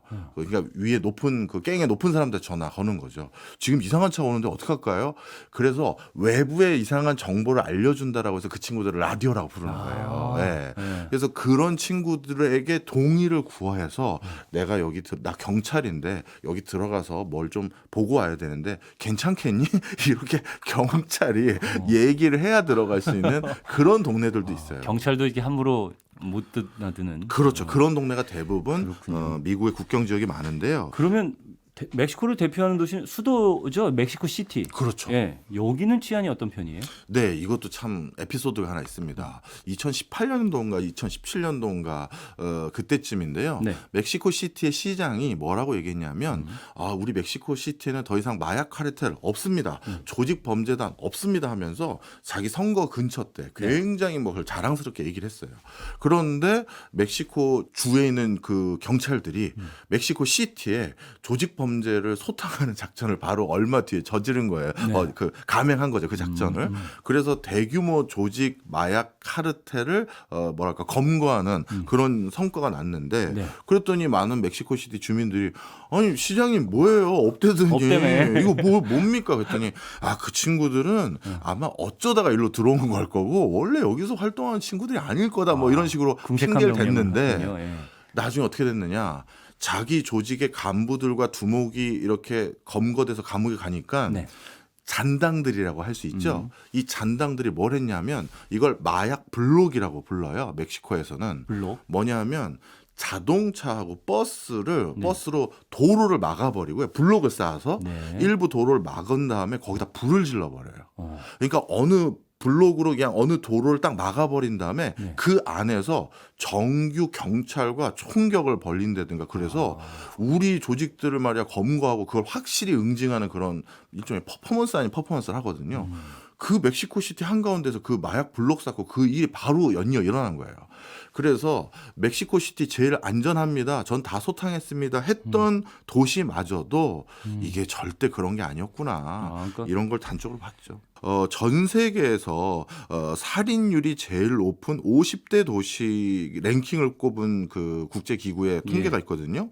근데 그 중에 멕시코에서는 18개 도시가 50개 도시 중에 랭크가 되어 있고요. 그렇군요. 그러니까 멕시코가 부동의 1위고 어. 2등이 브라질이 11개 도시, 3등이 베네수엘라. 이 정도 됩니다. 이런 건 어디에서 통계를 내는 겁니까? 이 월드뱅크를 비롯해서 이런 국제기구에서 전 세계 어떤 저개발국의 실상을 알아보기 위해서 통계를 내죠. 투자나 이런 걸 위해서도 그런 정보가 필요하니까 뭐 그렇죠. 통계를 내기도 하겠죠. 맞습니다. 네. 멕시코가 미국 바로 옆에 있어서 아까 그래서 뭐 그쪽이 범죄도 많이 발생한다고 말씀은 하셨지만 네. 경제적으로 봤을 때는 가까운 나라가 굉장히 부국이고 경제적으로 네. 그러면은 옆에서 이렇게 정말 많이 얻는 게 있을 것 같아요. 네. 예. 멕시코인들은 경제적으로 그러면 미국과 이렇게 가깝다는 이유로 좀 윤택한 점도 있지 않을까 하는 생각이 들거든요. 그 부분은 어때요? 네. 일반적으로 멕시코 국민들도 바로 위에 기회의 땅이 있다 보니까 윤택하지 않겠느냐 이렇게 생각을 하실 수가 있는데요. 그게 이 치안 문제 때문에 윤택하지 못한 부분이 너무나도 많습니다. 일단 멕시코에서 주로 우리 기업인들도 마찬가지고 네. 다국적 기업들이 고민하는 사항을 하나 말씀드리면 아마 쉽게 이해가 될 텐데요. 네. 멕시코 국민들이 뭔가 잘 살기 위해서는 전 세계 글로벌 기업들이라든가 자국 기업들이 자꾸 더 많은 사업들 벌려서 더 좋은 일자리 많이 생기는 게 중요할 거 아니겠습니까? 그런데 워낙 치안이 불안하다 보니까 조직적인 갱들이 창고를 통으로 털어가거나 아니면 대형 매장 안에 있는 물건들을 다 그냥 가져가 버리는 거예요. 예. 그걸 가져가서 어떻게 하느냐? 버젓이 다시 그걸 암시장에서 다시 팔죠. 그럼 어떻게 되냐면 예를 들어서 LG전자 TV가 있다고 치면 그 TV가 LG전자 공식적인 매장에서는 뭐 예를 들어서 1,000불에 팔리는데 네, 네. 그 얼마 전에 창고에서 다 털려서 도난당했던 물건이 바로 근처에 좌판 깔고 뭐 1,000불이니까 한 절반인 뭐 한 500불에 팔리는 거예요. 그러니까 많은 기업들이 이거 멕시코 도대체 기회의 땅인 면도 있다고 생각해서 왔는데 이렇게 치안이 불안하다 보니까 도난품과 정품이 경쟁하는 황당한 일이 있고 이거는 도저히 비즈니스하기 못하겠다 이렇게 생각해지는 면들이 많은 거죠. 그러다 보니 많은 어떤 멕시코인들이 정상적인 글로벌 기업들이나 ม็시코에 투자했던 기업들에게 더 많은 일자리를 찾기가 그 회사가 자꾸 번성하지 못하는 회사들도 많기 때문에 예. 그런 부분에 제약이 좀 있고요. 네. 그다음 두 번째는 멕시코에 진출했던 많은 기업들의 그 왜 멕시코에 진출했는지를 한번 떠올려 보시면 쉽게 이해가 되실 텐데 대부분은 멕시코가 목적이 아니고 미국이 목적이었지 않겠습니까? 네, 미국으로 수출할 물건을 그쪽에서 싸게 제조하겠다. 그렇죠. 나프타 통해서 미국 들어가는 데는 아무 제약 조건이 거의 없다시피 하니 그러면 인건비 싼 멕시코에 와서 생산해서 미국에 팔면 되겠네. 그게 미국 내에서 생산하는 것보다 거리도 더 멀지만 운송비 하더라도 주더라도 추가적으로 워낙 인건비가 싸니까 멕시코에다 공장 지은 거잖아요. 네. 그럼 그 목적은 인건비가 싸다는 데 목적이 있지 않겠습니까? 네. 그러다 보니까 다국적 기업들, 글로벌 기업들이 웬만하면 인건비 올리는 거에 대해서 되게 박해요. 그래서 어느 정도냐면 멕시코 1인당 국민소득은 뭐 요즘 환율이 하도 들락달락하긴 하지만 네네. 한 2만 불 언저리라고 보시면 되는데 멕시코에서도 최저임금제가 있지 않겠습니까? 예. 최저임금이 5천 원 수준이에요. 우리의 절반 정도. 그렇죠. 네. 그러다 보니까 이 5천 원도 그런데 더 정확히 말하면 유지가 안 돼요. 그 5천 원도 그리고 이게 최근에 급격히 올린 건데 최근에 멕시코의 최저임금 오르는 비율이 10%, 19%, 뭐 18% 이렇게 최저임금을 급격히 올린 게 정권 바뀐 것도 있지만 많은 멕시코의 기업인들이 어떻게 보면 선심을 쓰는 것처럼 우리 멕시코 국민들이 너무 임금을 적게 받다 보니 멕시코인들은 대다수가 최저 빈곤층으로 머물러져 있고 그래서 멕시코에서는 소비도 잘 안 일어나고 그래서 멕시코 경제가 어렵다. 우리 최저임금을 적극적으로 올리자. 기업인들이 막 적극적으로 나서는 거예요. 그런데 예. 기업인들은 인건비를 싼 걸 그렇죠. 보고 왔는데 네. 왜 이걸 올리자는 얘기를 하냐. 특히 멕시코 내부 기업인들은 왜 더 적극적이냐. 네. 최저임금이 실질적으로 준용되지가 않아요. 실제 최저임금은 5천 원이라고 얘기하지만 실질적으로는 3천 원, 2천 원 이렇게 받고 일하는 사람들 너무 많아요. 최저임금보다 낮은 임금을 지급하는 거는 기업의 결정이잖아요. 원래는 그러면 안 되는 거죠. 그러니까 기업들이 결정을 해놓고 뭐 이 올려야 된다라고 주장하는 건 또 왜 그런 거예요? 그러니까 겉으로는 우리는 이렇게 근로자들을 위한 회사다 이런 이미지 메이킹이나 이런 걸 하는 거고 네. 실질적으로 뒤에서는 어떤 방식이든 급여를 최저임금보다 낮게 주는 경우가 너무나도 많은 거죠. 지금 말씀은 어쨌든 멕시코의 일반 국민들은 경제적으로 생활에 여유가 있을 수가 없다라는 부분을 노동 착취 관점에서 지금 말씀을 해주신 거네요. 맞습니다. 네. 자, 그리고 또 한 가지가 더 있어요. 멕시코는 지난주에도 말씀드렸지만 합중국 같은 개념이라고 말씀드렸잖아요. 예. 유나이티드. 네. 그러다 보니까 각 주마다 자율권이 굉장히 높습니다. 예. 그런데 어떤 주는 좀 전에 말씀드린 것처럼 치안이 훨씬 더 열악한 주가 있고 그 주에서 특정 마을과 도시는 더더욱 치안이 열악하거든요. 그러면 그 더 열악한 그 마을들, 치안이 열악한 그 마을들은 어떤 일이 생기냐면 마약 카르텔이 그냥 그 마을을 지배하고 있는 동네가 있어요. 그럼 그 마약 카르텔들은 거기에서 정상적인 근로 생활이나 경제 활동을 하려는 주민들도 있을 텐데 그 사람들에게 반강제적으로 마약 카르텔 일과 관여된 일을 강요합니다. 쉽게 얘기해서 여기 농사 앞으로 다음 재배할 때부터 마리화나 재배하십시오. 이걸 강요해요. 그런데 거기 주민들이 그 마약 카르텔의 그런 요구 사항을 그럼 안 듣고 나는 그냥 정상적으로 뭐 커피라든가 다른 거 이런 작물 재배하겠다라고 하면 보복을 하죠. 그렇죠. 그러다 보니까 마약 카르텔이 요구하는 그런 작물을 재배하고 또 아이러니하게도 마약 카르텔이 재배하라는 그 작물을 재배해서 제대로 납품을 해주면 네. 본인들의 안위를 마약 카르텔들이 지켜주고 그리고 그 값도 제대로 쳐줘요.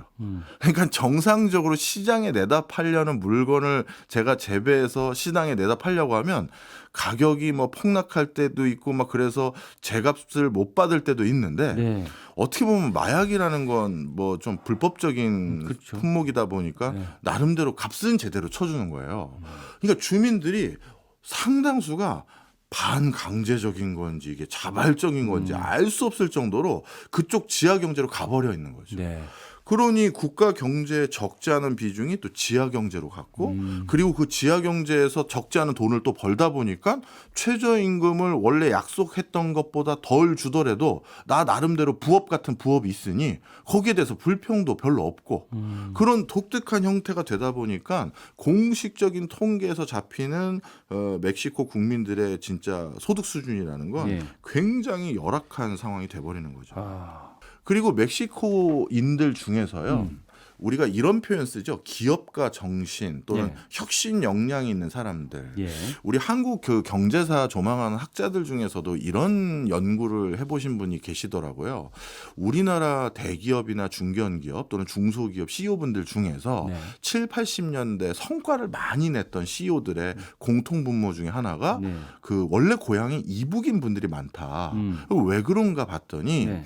이북에서 어떻게 보면 사회주의, 공산주의 같은 분배 중심의 경제 체제가 아니라 난 뭔가를 더 하고 싶은데 나는 뭔가 나만의 어떤 방법으로 비즈니스도 더 자유롭게 하고 그래서 더 큰 성과를 내고 싶은 사람들 그런 사람들은 그 체제보다는 나만이 더 적합하다고 생각해서 내려오다 보니 그런 약간 기업가 정신 더 많은 사람들이 위에서 내려왔고 그래서 우리나라 기업인들 중에서 이북 출신도 적지 않게 비중이 차지한 게 그런 요인도 있다라고 말하는 거예요. 아, 뭐 이게 전체적으로 다 그렇진 않겠지만 뭐 일리가 조금 있는 얘기 같긴 해요. 뭐 어쨌든 그럴 수 있겠죠. 개인의 뭐. 성향 자체가 예. 체제에 순응하지 않고 그렇죠. 스스로 무언가를 하고 싶어하는 사람들이기 때문에 기업을 일으킬 만한 성향 자체가 그렇다. 네, 그런 사람들이 내려왔다는 거죠. 네. 근데 멕시코에서도 멕시코의 여러 가지 이런 인구 행태적인 걸 연구하는 논문들 중에서는 비슷한 관점의 논문이 있어요.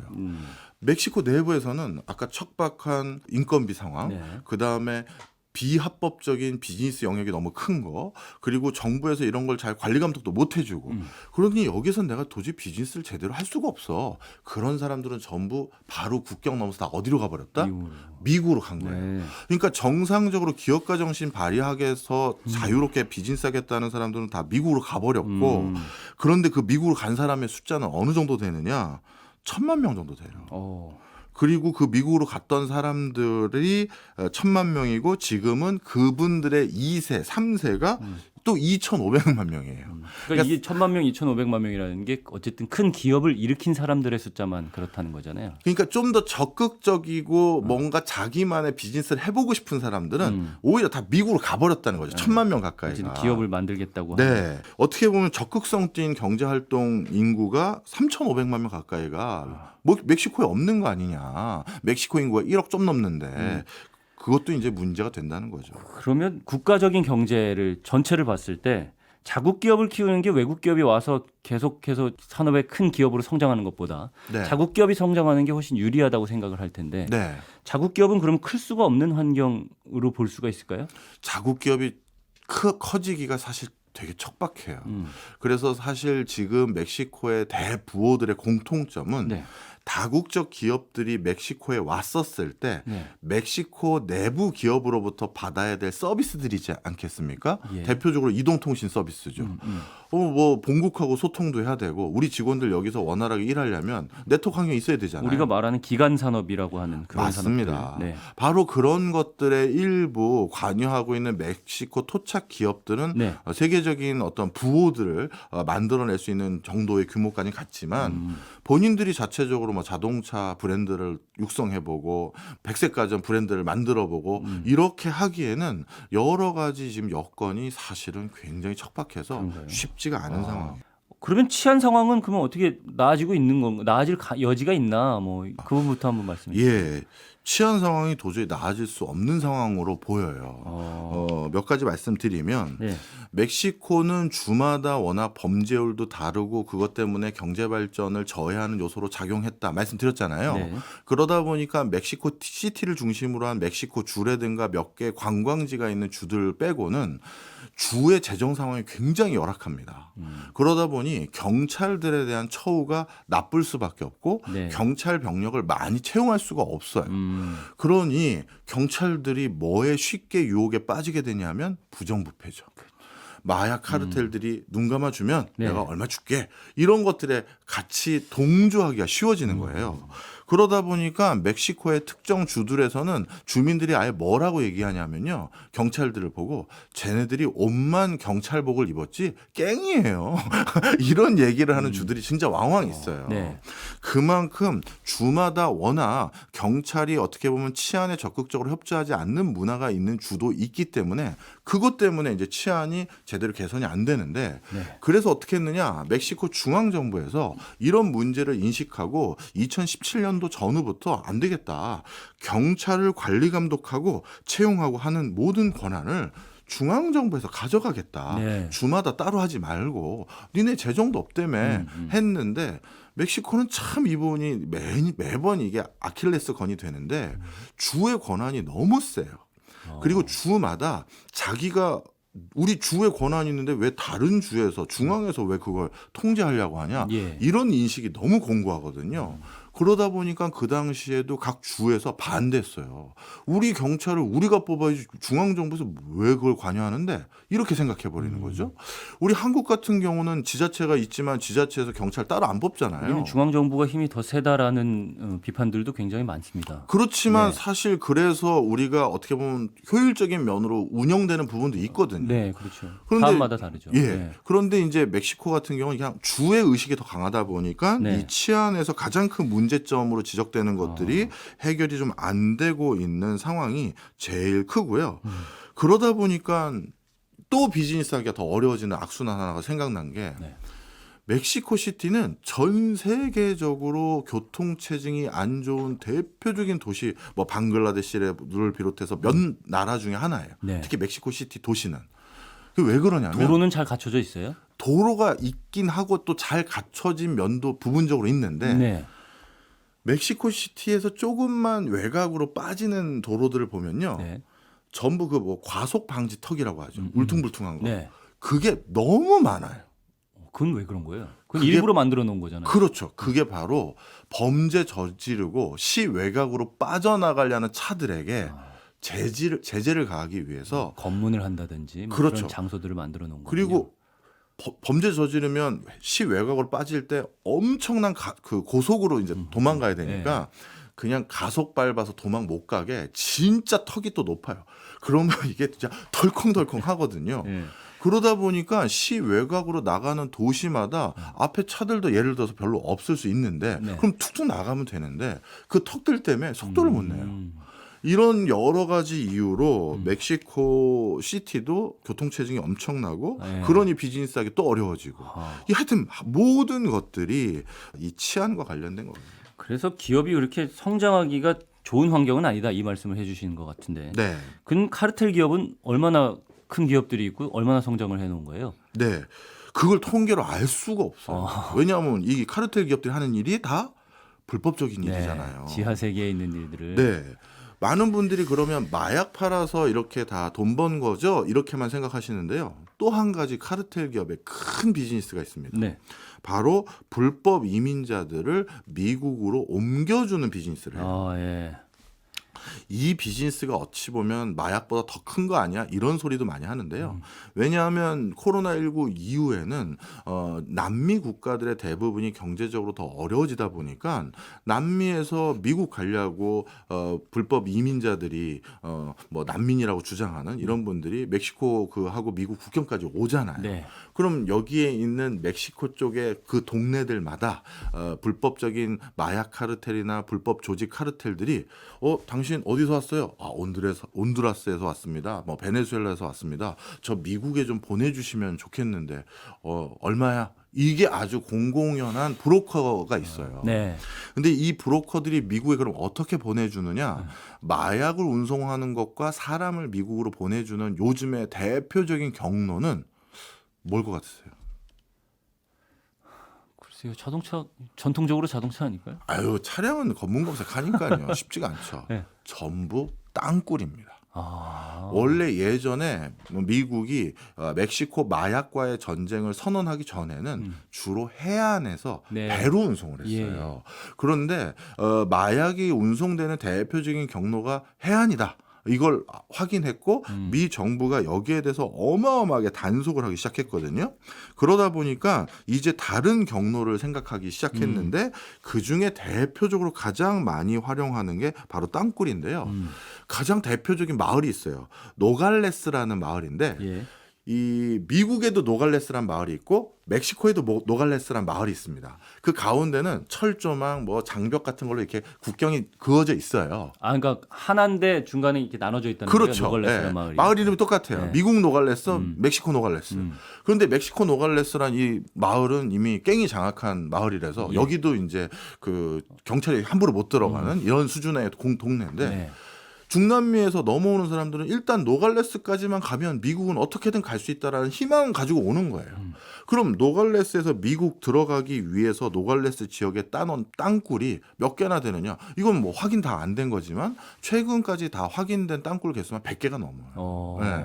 한 지역에서만. 예. 그러니 이 지하 땅굴을 통해서 미국까지 마약도 운반하고 불법 체류자도 운반하고 이런 비즈니스가 지금 성행하고 있고요. 특히 어느 정도로 이 비즈니스가 성행하냐면 우리 예전에 어렸을 때 영화 보면 네. 쿠바에 살던 사람들이 미국에 가고 싶어서 뗏목 만들어서 그래서 미국으로 이제 해안가로 넘어온다고 들었지 않습니까? 네. 제가 좋아하는 메이저리그 선수들 중에서도 그렇게 쿠바에서 넘어온 사람도 있어요. 입지전적으로. 네. 근데 요즘 그렇게 안 한대요. 뗏목으로 미국 넘어가다가 자초되면 죽을 수도 있으니까요. 그래서 어떻게 하느냐? 멕시코로 온대요.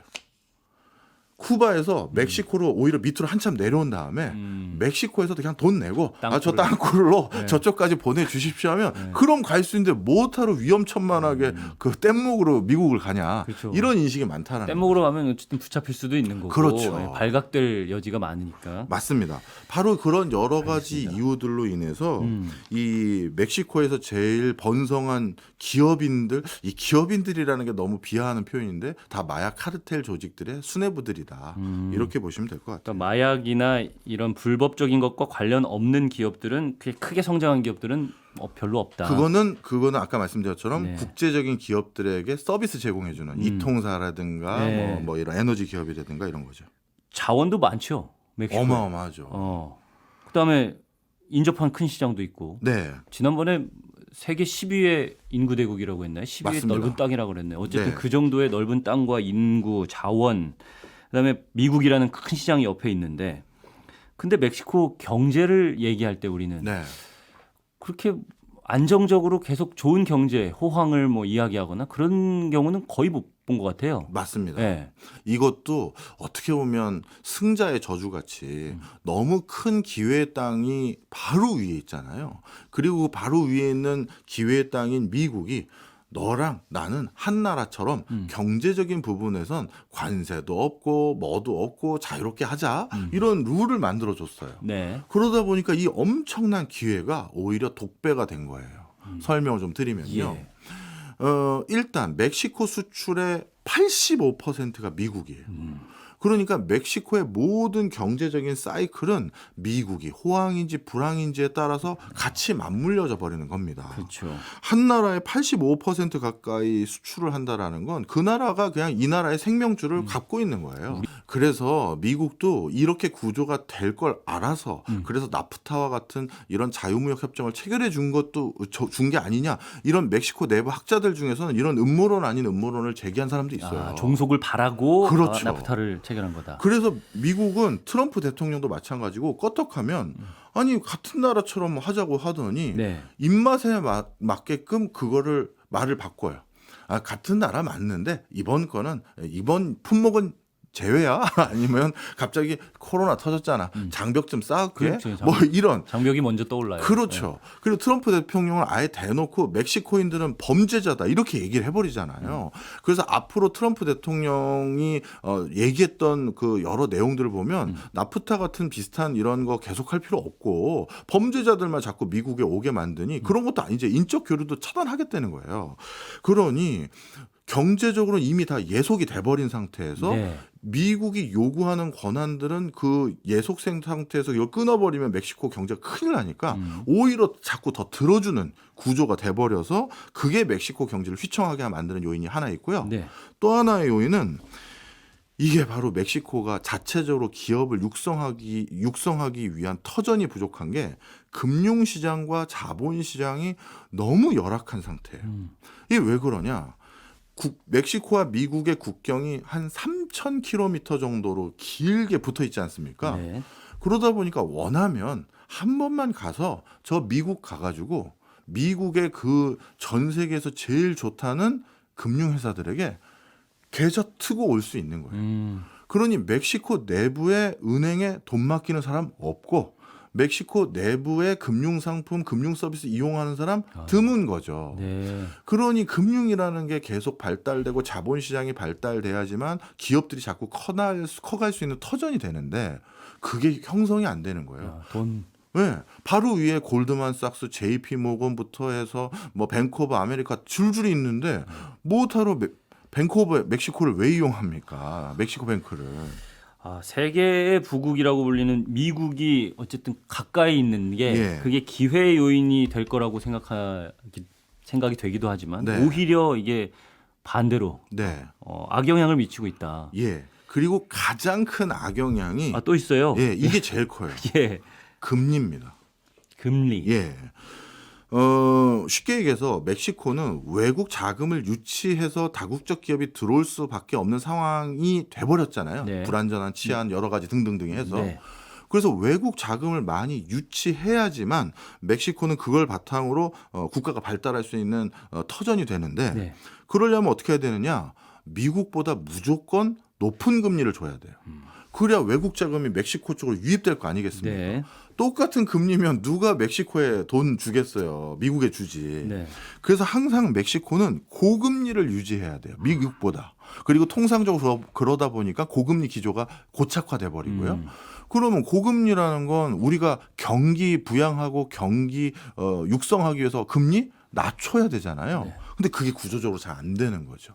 그러다가 갑자기 미국이 경제적으로 어려워져서 미국 내부에서 고금리 기조로 이걸 확 금리를 올려버리면 와, 멕시코는 또 그거보다 더 올려야 되거나 그와 유사한 수준까지 금리 상황을 유지해야 되기 때문에 이건 멕시코 입장에선 경기가 어려워질 때는 훨씬 더 어려워지고 경기를 부양할 수 있는 시국이 돼도 금리를 낮출 수가 없다 보니까 이게 좀처럼 ม็xi코 경제가 살아나지 못하는 게 이것도 또 바로 위에 있는 미국 때문에 일어나는 일들이에요. 미국보다 높을 수밖에 없는 금리, 높아야만 하는 금리 네. 때문에 자국의 경제를 이렇게 조절할 수 있는 그렇죠. 기능을 상실했다. 미국 때문에. 맞습니다. 알겠습니다. 뭐 그게 제약받고 있는 상황이고요. 이게 멕시코를 딱 이해하기에 제일 좋은 단어거든요. 예. 뭐냐 하면 멕시코 국민들이 스스로에 대해서 평가하는 거예요.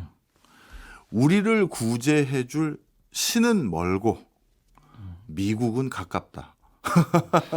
그래서 미국에 대해서 이렇게 여러 가지 불편부당한 경제적인 컨디션이 만들어지긴 했지만 네. 저 3,000km 이상 되는 저 국경만 넘어가면 네. 지금 받는 5,000원 최저임금보다 훨씬 높은 시급을 받을 수 있는 기회가 저 위에 있고 그리고 어떻게든 또 합법이든 불법이든 넘어갈 수 있는 경로들도 많고 그리고 이미 미국에서 살고 있는 일가 친척들 그렇게 멕시코 개 인구가 미국에 3,500만 명 사니까 그래서 그런 것들에 의존하는 형태로 계속 국가가 돌 수밖에 없는 상황이라는 거죠. 지금 말씀해 주신 거를 종합해 보면 이렇게 말이 떠오르는데요. 어쨌든 미국의 수출 그 비중이 너무 높은 것. 네. 그다음에 금융과 자본시장이 미국의 금융과 자본시장이 워낙 강하기 때문에 네. 인접 국가에서 열악할 수밖에 없는 상황. 금리가 미국보다 높아야지만 자국 경제를 돌릴 수 있는 그런. 그렇죠. 그다음에 멕시코계 인구가 많이 그쪽에 가 있기 때문에 네. 예, 그쪽을 통해서 더 쉽게 경제 생활을 할 수 있는 그렇죠. 그 환경적인 요인.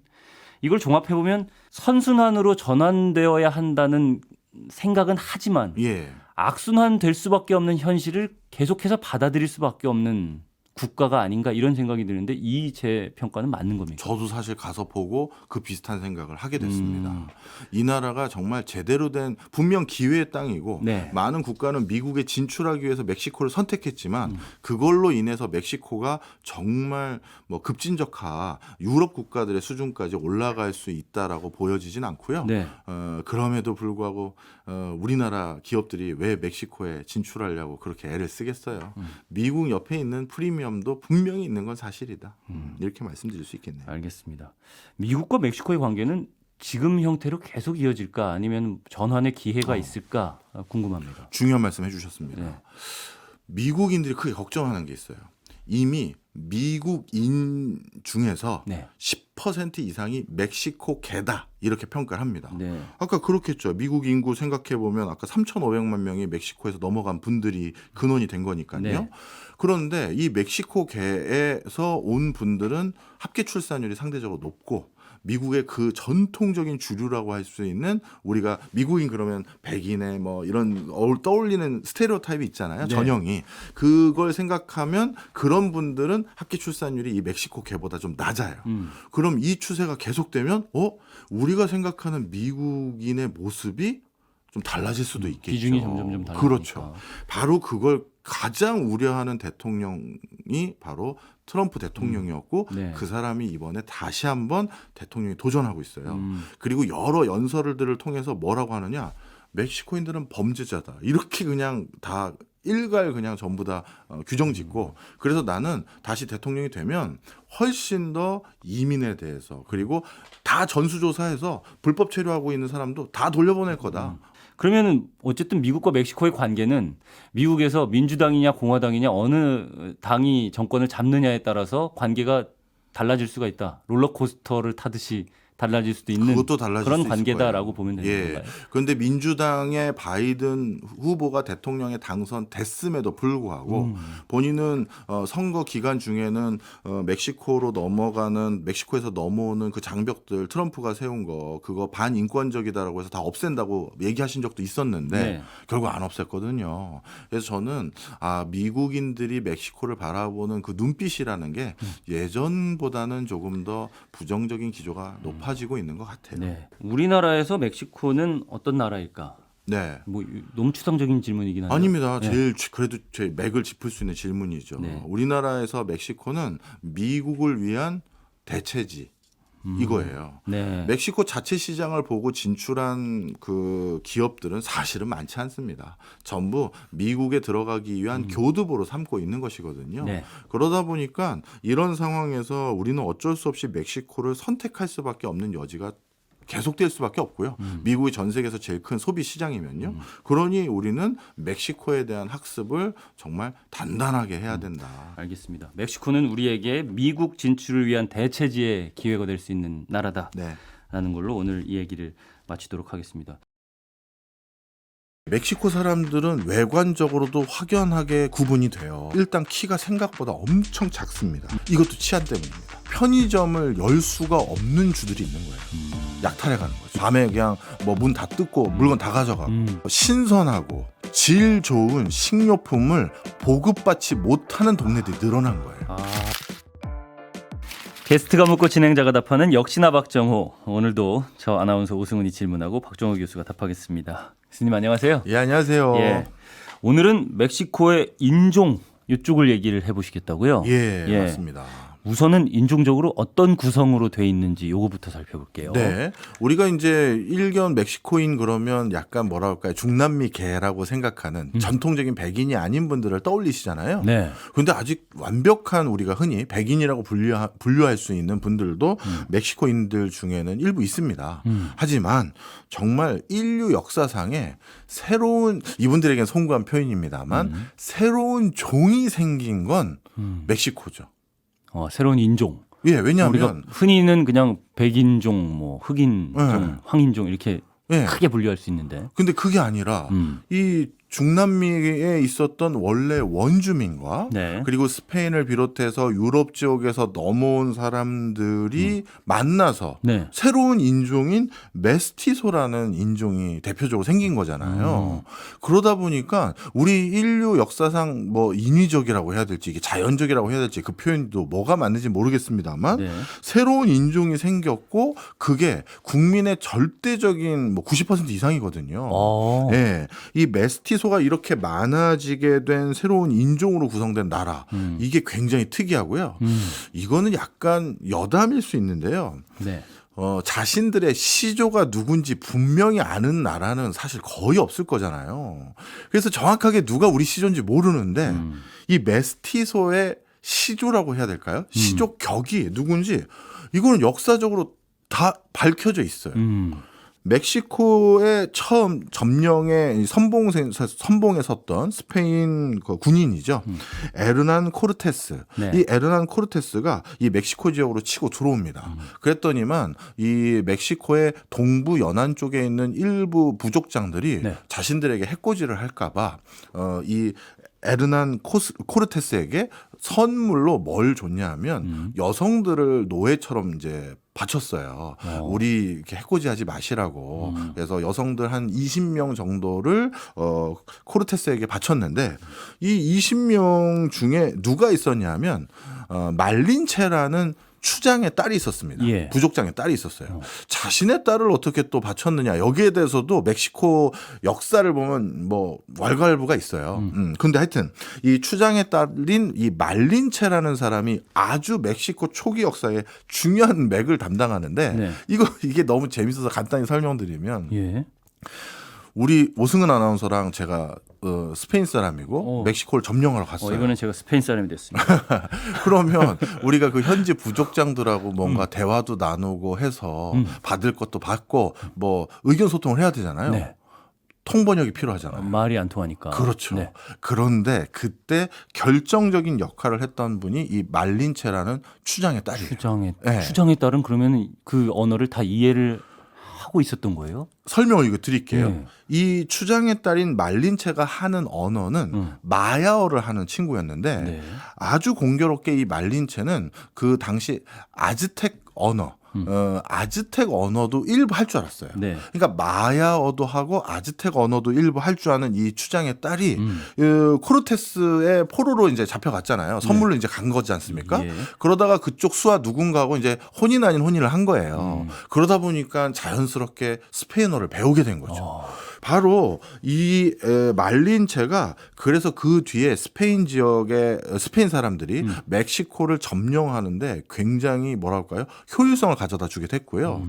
이런 것 때문에 지금도 멕시코인들 사이에서는 말린체즘이라는 게 있어요. 무슨 주의 이런 거 있잖아요. 이 말린체즘이 뭐냐면 자국 동포들을 우선시하지 않고 타민족을 우선시하는 경향 이거를 말린체즘이라고 불러요. 네.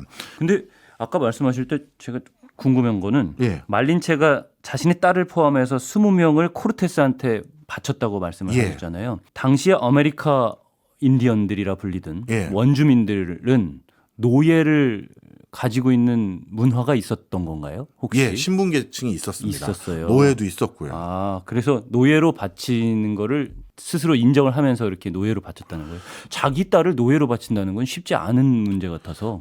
그때 추장의 어머니가 추장의 와이프죠. 말린체의 어머니요. 네. 그런데 추장이 일찍 사망을 하고 추장이 다른 아내와 낳은 아들이 후계자가 된 거예요. 그러니 자기 딸이 이러다가 문제가 생길 수 있다고 생각한 거죠. 네. 배다른 동생이 정권을 잡으니까요. 그래서 오히려 이 말린체를 보호하기 위해서 그냥 마치 이제 보낸 거다 멀리 이런 설도 있고요. 그리고 이 말린체가 또 죽임을 당해야 될 어떤 그 상황에 몰려져 있었는데 어머니가 말린체가 아닌 다른 사람 말린체의 종을 죽임을 당한 내 딸이 죽었다라고 얘기하고 말린 채는 몰래 빼돌린 거다. 이런 얘기도 있고. 어쨌든 메스티소의 시작이라고 볼 수 있는 부분이 말린체라는 추장의 딸로부터 네, 맞습니다. 시작이 됐다 이런 말씀을 해주시죠. 왜냐하면 말린체가 그래서 결국 스페인 사람하고 결혼을 하게 됐고 그래서 거기 밑에 이제 뭐 우리 메스티소가 드디어 생긴 거죠. 그 다음에 또 두 사람이 있어요. 이 두 사람은 누구냐면 스페인에서 정례적으로 어떻게든 중남미 지역을 공략하려고 계속 들어갔을 거 아니겠습니까? 여러 선박들이요. 그렇죠. 그런데 그 중에 배 한 척이 난파가 됐는데 네. 그 난파돼서 멕시코 연안으로 떠밀려갔던 두 선원이 있는데요. 한 분이 헤로니모 데 아길라르라는 분이 한 분 계시고 예. 곤잘로 게레로라는 한 분이 계세요. 예. 이분이 스페인 사람들이 이 마야 지역을 또 진출했는데 그 사람들이 에스페뇨 이런 비슷한 막 발음을 하는 거예요. 그런데 여기서도 이제 우리 오승은 아나운서가 저에게 중요한 시사점이 있는데 네. 원주민이 예를 들어서 우리가 어디 난파가 됐어요. 그래서 거기 이제 원시인들하고 같이 살게 됐어요. 그럼 이름 물어볼 거 아니에요. 네. 그때 절대 오승훈이라고 알려주시면 안 돼요. 어. 뭐라고 알려줘야 되냐? 네. 대한민국이나 서울이라고 하셔야 돼요. 왜냐하면 네. 나중에 이 근처를 지나가는 한국인이 이상한 원주민이 서울 대한민국 그러면 여기 누구 한국 사람 있나 보다 이렇게 생각해서 찾으러 와보는 거지. 오승훈 그럼 뭔 소리야? 원주민 언어로 오승훈이 무슨 뜻이야? 이렇게 돼버리거든요. 네. 그래서 이 사람이 진짜 이게 사실이에요. 고립된 경우에 네, 고립된 경우 곤잘로 게레로랑 아길라르가 자신의 이름으로 자기를 설명한 게 아니라 나라 이름인 에스파냐. 이걸로 설명했더니 그 원주민이 비슷한 사람들이 왔잖아요. 에스페뇰 얘기를 한 거예요. 네. 여기 우리 사람들이 있는 거야? 하고 찾아가 봤더니 이 두 사람이 난파돼서 현지 부족의 아내와 여성분과 결혼해서 현지 부족만을 익히고 또 살고 있었던 거예요. 네. 그래서 이 두 사람을 또 이 스페인 그 대군단이 스카웃을 하죠. 야, 너 거기 있지 말고 통역사로 일해. 다시 우리랑 와서 일해라 했는데 이 두 분 중에 게레로는 난 여기 그냥 아내랑 평생 여기서 살겠다. 오. 난 본국으로 돌아가지 않겠다 해서 이분이 또 메스티소의 한 시조가 됐고 그다음에 아길라르는 저 돌아가고 싶었는데 저 좀 데려가세요 해서 이분이 또 돌아왔고 이렇게 된 겁니다. 신화에 나올 법한 그런 인종의 시조, 네. 시작을 어쩌면 역사적으로 이렇게 이름까지 알 수 있는 정도로 예. 구체화돼 있다 이 말씀을 해주시는데 그렇죠. 이 여담이 너무 길었네. 죄송합니다. 질문을 해주셔가지고. 사전에 보니까 메스티소라는 게 아메리카 인디언이라고 불리는 원주민과 네. 에스파냐 또는 포르투갈계의 백인 간의 혼혈 인종이다 이렇게 돼 있더라고요. 네. 그러면 인종이 새롭게 이렇게 생겼다면 그 인종들이 대부분이라면 네. 우리는 아버지와 어머니가 다른 인종이야. 예. 그렇기 때문에 네. 예전에도 이런 비슷한 얘기를 한 적이 있었던 예. 것 같은데 우리만 독특해. 우리 인종만이 독보적이야. 뭐 이런 생각보다는 예. 좀 다른 인종을 바라보는 시각 같은 게 열려 있을 거라는 생각이 들긴 하는데 맞습니까? 정답입니다. 굉장히 개방적이에요. 음. 그러니까 민족주의라든가 이런 성향이 원래 약했어요. 네. 우리는 뭐 5,000년 한민족 한백성 이런 우리 같은 개념이 아니라 어떻게 보면 스페인 사람들하고 원주민이 섞였고 또 미국과 이쪽이 워낙 또 교류가 많다 보니까 또 아메리카 미국인들하고 또 이렇게 또 혼인을 해서 또 분파가 생기기도 하고 예. 다양한 형태가 많다 보니 민족주의 성향은 원래 되게 낮았고요. 그리고 또 한 가지 낮을 수밖에 없었던 게 개방도가 높았던 게 멕시코 지역은 또 한 가지 고민이 뭐냐면 저 남미 쪽에서 넘어오는 사람이 너무 많았어요. 근데 이 사람들에게도 굉장히 개방적이었어요. 그 이유가 왜 그러냐면 예. 멕시코가 이분들에게는 목적지가 아니잖아요. 더 위로 올라가는. 그렇죠. 네. 온두라스, 베네수엘라, 콜롬비아 등등에서 넘어오는 수많은 사람들이 멕시코에 자꾸 국경을 넘어서 오는 거예요. 물론 폐쇄적이고 뭐 국가 우선주의, 민족주의를 내세워서 막을 수는 있겠죠. 돈도 많이 들지만 하려면 하는데 그런데 그렇게 돈 많이 들여서 막을 필요가 없는 이유가 이 사람들에게 멕시코에 살려고 오신 거예요? 물어봤더니 아니요. 지나갈 거 저 미국 갈 거예요. 하는 거잖아요. 그러다 보니 그러면 막지 마. 그냥 지나간다는데 뭐 해서 이를 올려보냈단 말이에요. 그러다 보니까 중남미 지역 사람들 중에서도 미국으로 가기 전에 멕시코에 적지 않게 체류하는 사람도 있고 그래서 그냥 개방도가 높았어요. 네. 그랬는데 이런 국가적인 성향에 굉장히 민족주의 성향을 높이게 된 계기가 트럼프 때문이에요. 트럼프 대통령 시절에 예전에 대통령 예. 시절에 이분은 껐떡하면 멕시코 국민들을 저 사람들은 범죄자 집단이다 그쵸. 이렇게 막 극악무도한 표현을 쓰고 전 국토의 그 아랫부분을 다 장벽을 쌓을 정도로 이렇게 그러니까요. 적대적으로 되는데요. 그렇게 장벽을 쌓아버리고 네. 그러다 보니까 슬슬 멕시코 국민들이 결집하게 되고 미국과 구분되는 생각을 갖게 되고 또 갑자기 장벽을 쌓다 보니 본인들이 이제 저 밑에서 오는 온두라스, 베네수엘라 이쪽에서 넘어오는 사람들에게도 우호적일 수가 없는 거죠. 넘어가려고 오는 거니까 봐준 건데 그게 아니라 멕시코에 그분들이 체류하게 된다면 이것도 멕시코에서는 적지 않은 부담이 되는 거잖아요. 그러니 본인들이 자꾸 멕시코는 또 다른 어떤 군집 이런 생각을 갖게 만들게 됐던 배경이 사실 트럼프 때문이고요.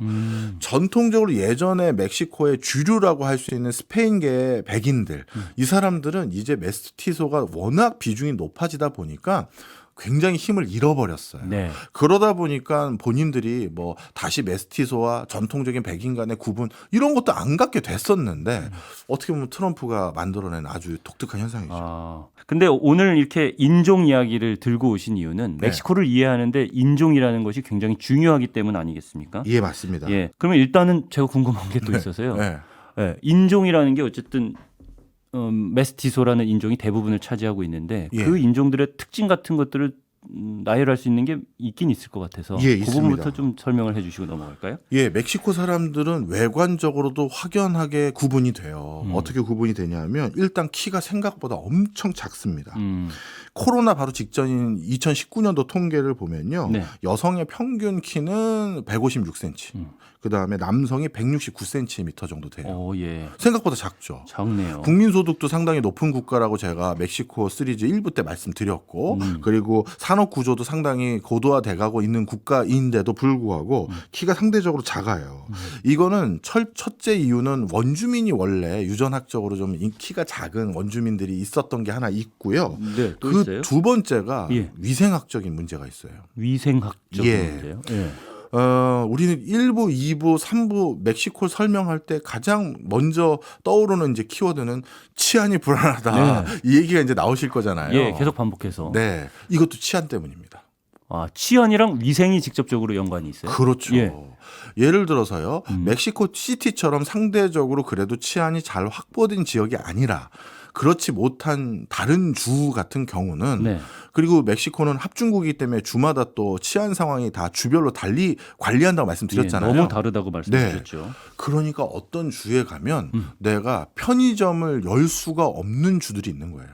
약탈해 가는 거죠. 네. 훔쳐가고 네. 밤에 그냥 뭐 문 다 뜯고 물건 다 가져가고 그리고 나한테 훔쳐간 물건으로 버젓이 노점해서 싸게 팔고 있고 바로 길 건너에서 네. 이런 일이 생기다 보니까 어떤 문제가 생겼다. 신선하고 질 좋은 식료품을 보급받지 못하는 동네들이 늘어난 거예요. 예. 그래서 위생 상태 그다음에 뭐라고 할까요?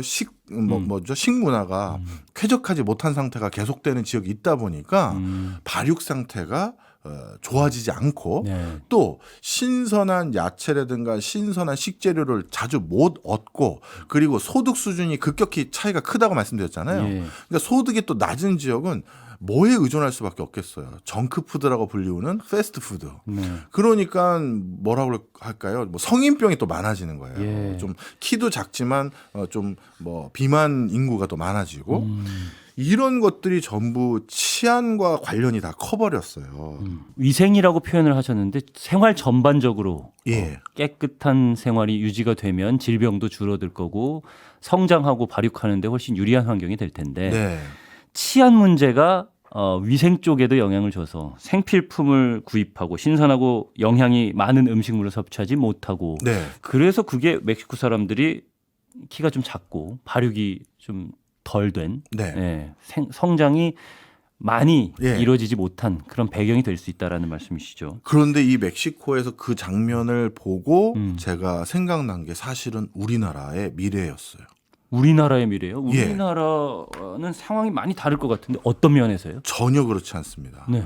소득 수준은 우리가 멕시코보다 압도적으로 이제 그래도 높은 편이고요. 네. 그 다음에 또 한 가지로 우리는 여러 가지 이런 위생 문제라든가 치안 문제는 결부되는 일이 없잖아요. 네. 근데 문제는 경제성의 문제가 생긴 지역들이 생겼어요. 경제성.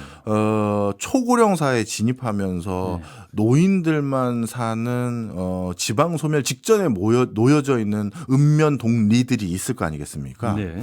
그쪽에서는 더 이상 편의점을 열거나 대형마트를 열기에 시장성이 없어진 지역들이 더 많이 생기겠죠. 아, 그렇네. 그런 문제가 발생할 수는 있겠네요. 그래서 이미 우리나라에서는요, 이 마치 우리 예전 조선시대의 5일장처럼 큰 트럭에 그 트럭 뒤에 식자재랑 뭐 그다음에 간단한 뭐죠 주방용품들 싣고 다니면서 동네 돌아다니는 그런 업을 하시는 분들이 늘기 시작했어요. 예.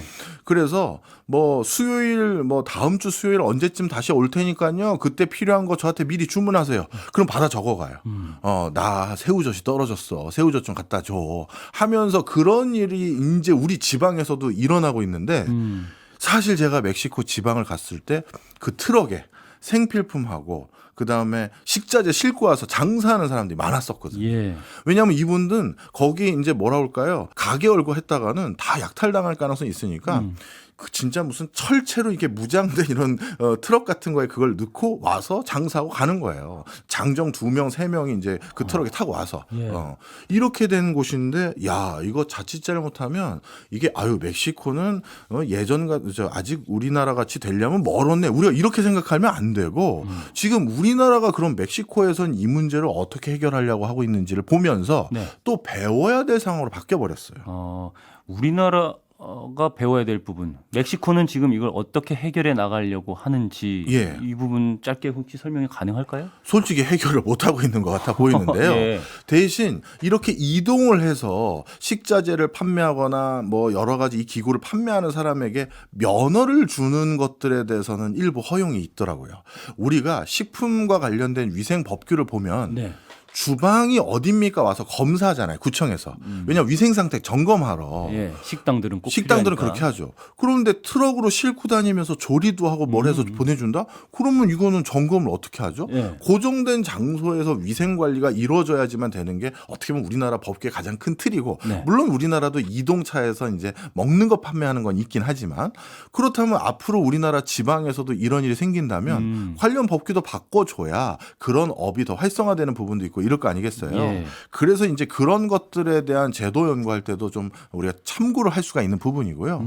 그러면 이제 이 다음 행보는 만약에 그 지방 소멸이 우려되는 지역에서 아이를 키우는 어머님들이나 또 할머니가 있을 네. 때 그 애한테 깨끗하고 신선한 식자재 못 주면 그 아이의 발육 상태도 문제가 생길 수 있는 거죠. 그렇죠. 이런 것들에 대한 우리가 또 고민을 해볼 필요가 있는 거죠. 제가 인종적인 특징에 대해서 여쭤봤는데 네. 우리나라의 시사점까지 말씀을 해주셨습니다. 네. 얘기가 길게 이어져 왔는데 너무 재밌었거든요. 네. 멕시코는 치안이 문제가 돼서 이게 위생적인 이유로 예. 발전이 됐고 우리나라는 지방 소멸과 노령화 네. 이런 문제가 멕시코와 비슷하게 네. 위생 문제로 네. 발전될 수 있다는 이야기까지 해주셨는데요. 네. 혹시 이 메스티소 인종에 대해서 네. 다른 특징 같은 것들 마지막으로 좀 정리를 해주실 게 있을까요? 네. 추가로. 몇 가지가 있었는데 우리 오늘 다른 얘기도 해야 되니까 네네. 그중에 가장 중요한 것 중에 하나가 그 아까 개방적 성향의 민족들이었다 이렇게 말씀드렸잖아요. 예. 그것 때문에 또 저에게는 굉장히 놀라웠던 게 있습니다. 스페인 정복자들에 의해서 형성된 국가이다 보니 예. 당연히 종교적으로 전통적인 캐톨릭 이게 이제 멕시코의 대표적인 종교거든요. 예. 근데 이런 곳에서는 보수성이 기독교보다는 좀 더 강하지 않습니까? 네.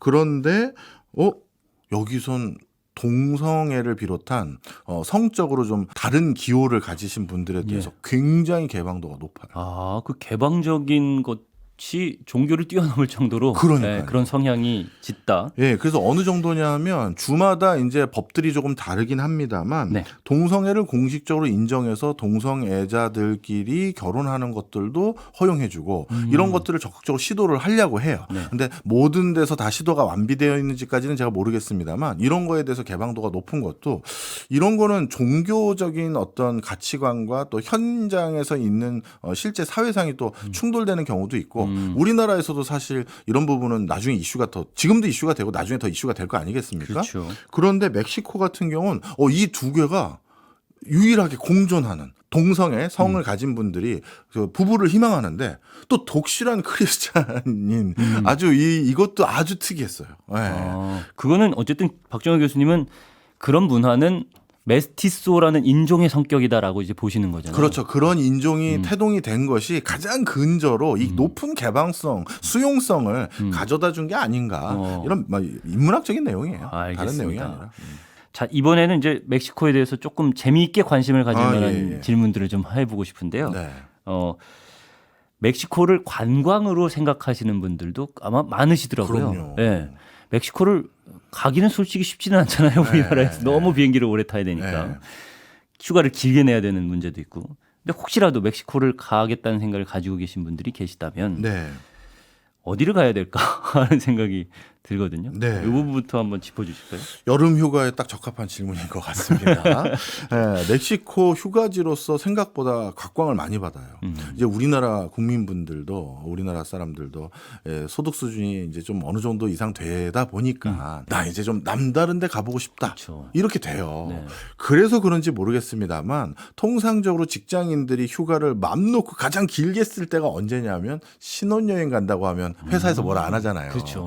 그래서 신혼여행 관광지로 가장 각광받는 곳들 중에 하나가 멕시코에 있는 대표적인 관광지 칸쿤이고요. 칸쿤 많이 네. 들었습니다. 근데 칸쿤까지 가서 칸쿤만 갔다 오긴 우리 본전 생각 나잖아요. 그렇죠. 이 멕시코라는 데를 가려면 뭐 비행기로만 하루 이상 걸리는데 거기까지 갔는데 일주일은 있다 와야 되니까. 그렇죠. 칸쿤에만 계속 있으면 지루하지 않나 이런 생각이 들긴 하죠. 그래서 이제 굳이 하나 더 찍자 그러면 멕시코 시티 이제 두 군데를 가는데요. 예. 그래서 오늘은 이 두 가지 한번 얘기를 해볼까 합니다.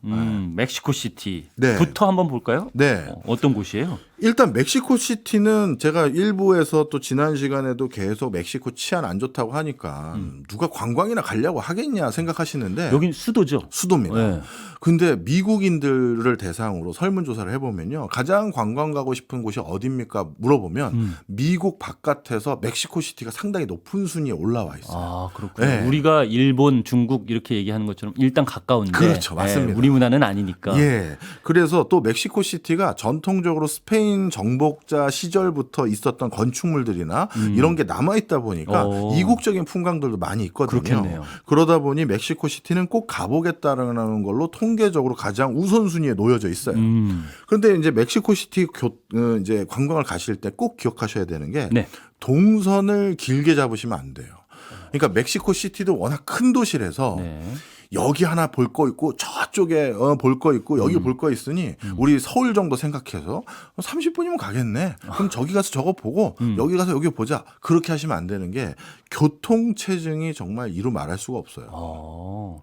그 이유가 여러 가지가 있는데요. 네. 일단 대중교통 중에 가장 중요한 수단인 지하철 같은 게 발달하기가 어려웠어요. 네. 왜냐하면 이 멕시코 시티는 원래 호수였어요. 아, 도시 전체가요? 예, 호수 위에 조그만 섬 같은 게 있는 걸 네. 계속 매립을 한 거죠.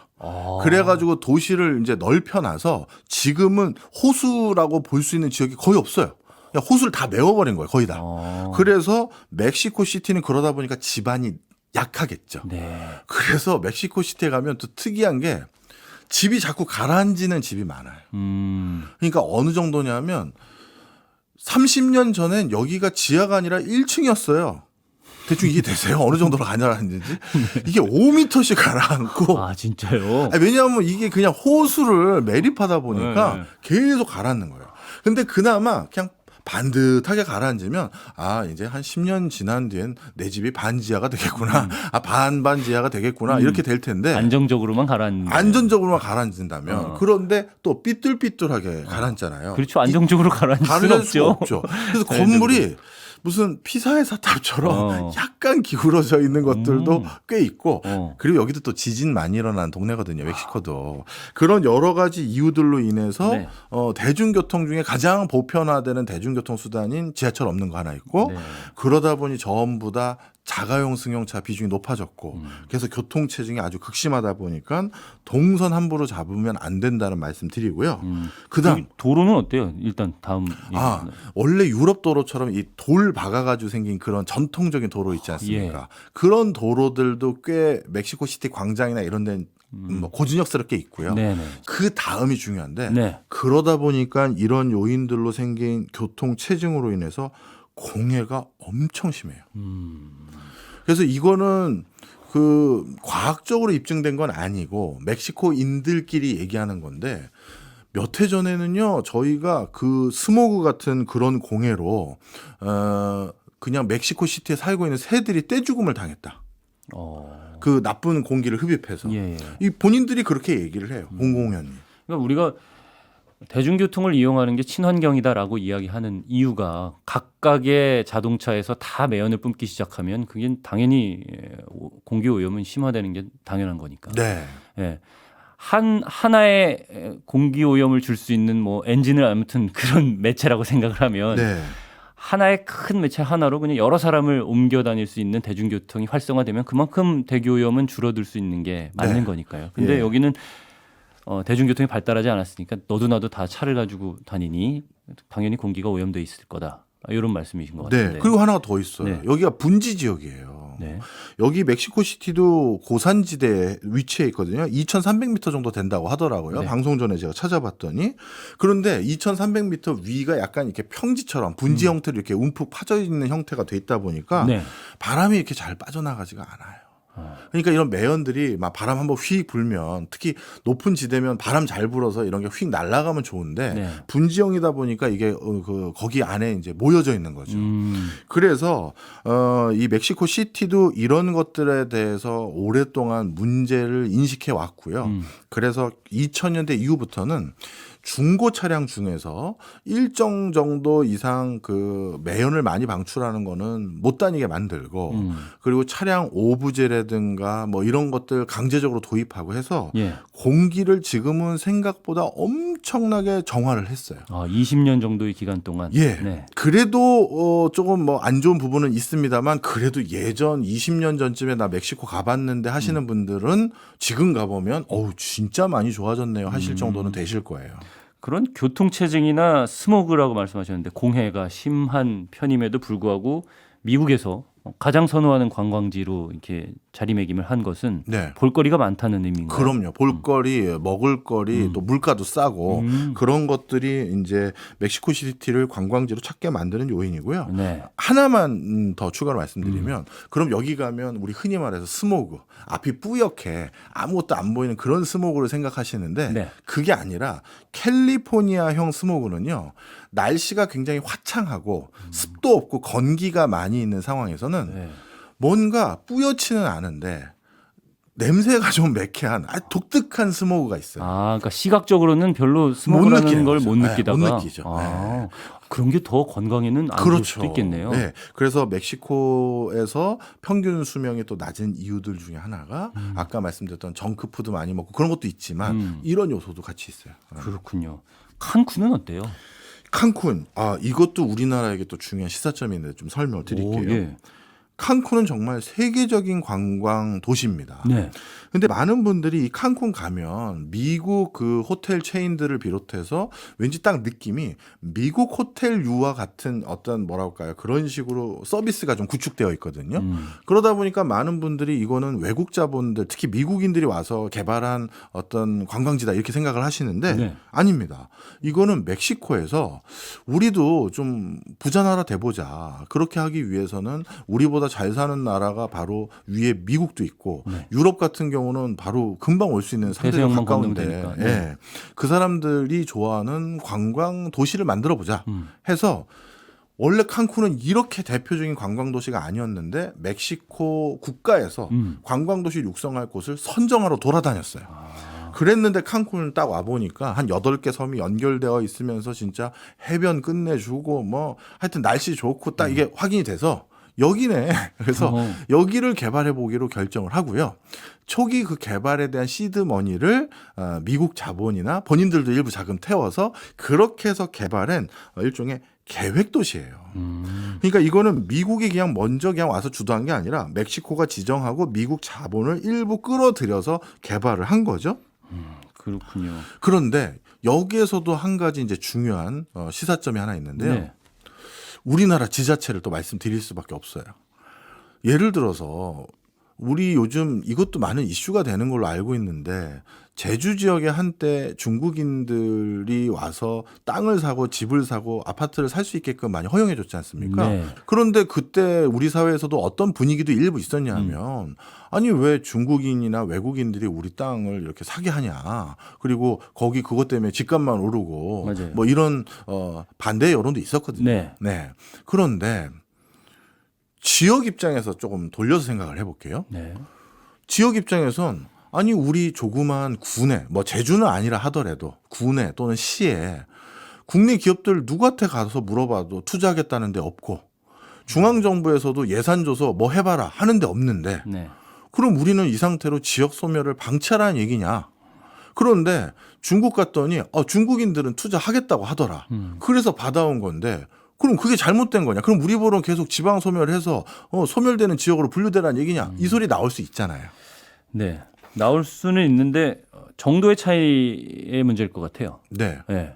이게 어느 정도로 그러면 이 사람들에게 어느 정도의 비율로 열어주느냐 이런 것들은 정책적인 결정이 필요할 것 같거든요. 그렇겠죠. 네네. 아니면 뭐 진짜 원하지 않는다면 안 할 수도 있는 걸 거고요. 네. 자, 하여튼 그런데 멕시코에서도 그런 고민이 있는데 네. 멕시코는 그중에 가장 그 외국 자본 들어와서 땅 사고 호텔 짓고 마음대로 하세요 해서 성공했던 대표적인 사례가 바로 칸쿤이잖아요. 네. 그러다 보니까 그 뒤부터 칸쿤의 성공 사례가 좋은 롤 모델이 돼서 그래서 멕시코는 글로벌 기업들에게 그렇게 또 우호적으로 바뀐 것도 있는 거예요. 보니까 외국 자본들 들어와서 공장 짓고 회사 뭐 하겠다 해서 다 문어 열어주는 게 우리한테 꼭 나쁜 거는 아닌 것 같아. 이런 어떤 경험과 학습을 한 거죠. 그렇군요. 그 부분을 시사할 점이 있다고 말씀해 주셨는데 근데 지난 시간에도 얘기했지만 외국 자본이 이렇게 들어와서 산업을 발전시키는 부분도 있지만 자국 기업이 성장하지 못하는 그런 원인이 될 수도 있다라는 말씀도 해 주셨잖아요. 맞습니다. 그러니까 관광 산업을 우리가 직접 일으키면 좋긴 한데 일단은 우리에게 큰 자본이 없고 지자체마다. 네. 그래서 외국 자본이 들어왔는데 결국 돈 벌고 나가는 건 외국 자본 아니냐. 우리 입장에서는 멕시코 자국의 입장에서는 어떤 이익이 장기적으로 봤을 때 지속적으로 가져올 수 있는 이익이 얼마나 될까 하는 그런 부분도 고민이 많이 있을 것 같긴 합니다. 중요한 질문을 해주셨습니다. 그래서 이제 사실 이거 모르겠어요. 제가 정말 악당은 아닌데 제가 그걸 또 권장하는 건 아닙니다. 근데 그동안 우리 기업들이 외국에 투자했던 전례들을 한번 우리가 떠올려 볼까요? 중국에 가서도 공장 많이 지었고 중남미 지역의 초창기에는 우리 농촌 이민들 많이 갔어요. 네. 대농장에서 우리가 뭐 거기서 재배하겠다고 아르헨티나에 아예 우리 한인촌 같은 걸 크게 지어놨었지 않습니까? 대규모 이주 가서 거기 살게끔 해서 농사 짓게끔 예. 그런 걸 했는데 결과가 어떻게 됐느냐?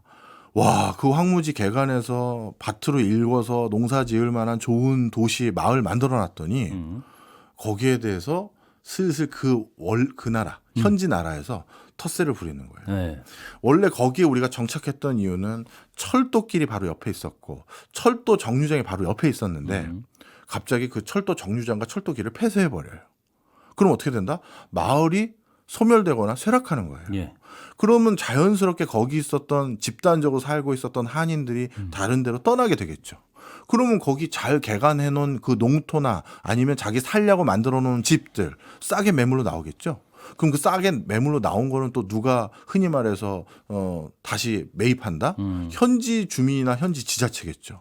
그리고 나서 그렇게 다시 매입하고 나면 다시 철도길을 복원해 주는 거예요. 그래서 뭐 이렇게 외국 기업들이 다 지어 놓으면 다시 쫓아내자 이런 얘기를 드리는 건 아닌데 네. 그 결국 우리나라잖아요. 우리나라다 보니까 법과 제도 그다음에 사회 인프라망을 어떻게 구축하는지는 그 나라 사람들이 결정하는 거예요. 그래서 너무 돈만 다 벌고 세금도 안 내고 우리 일자리 창출에도 기여 안 하고 만약에 그런 악덕 외국 기업이 있다면 우리도 거기에 충분히 응징할 수 있는 수단은 많아요. 그러니 세금도 잘 내고 우리 그 거기 현지에서 일하고 있는 우리 근로자들도 복리후생도 잘해주고 그다음에 좋은 일자리 많이 제공해주는 외국 기업이라면 우리가 더 독려해야 되겠지만 그렇지 않다면 우리도 나름대로의 억제할 수 있는 수단은 또 많이 있어요. 네.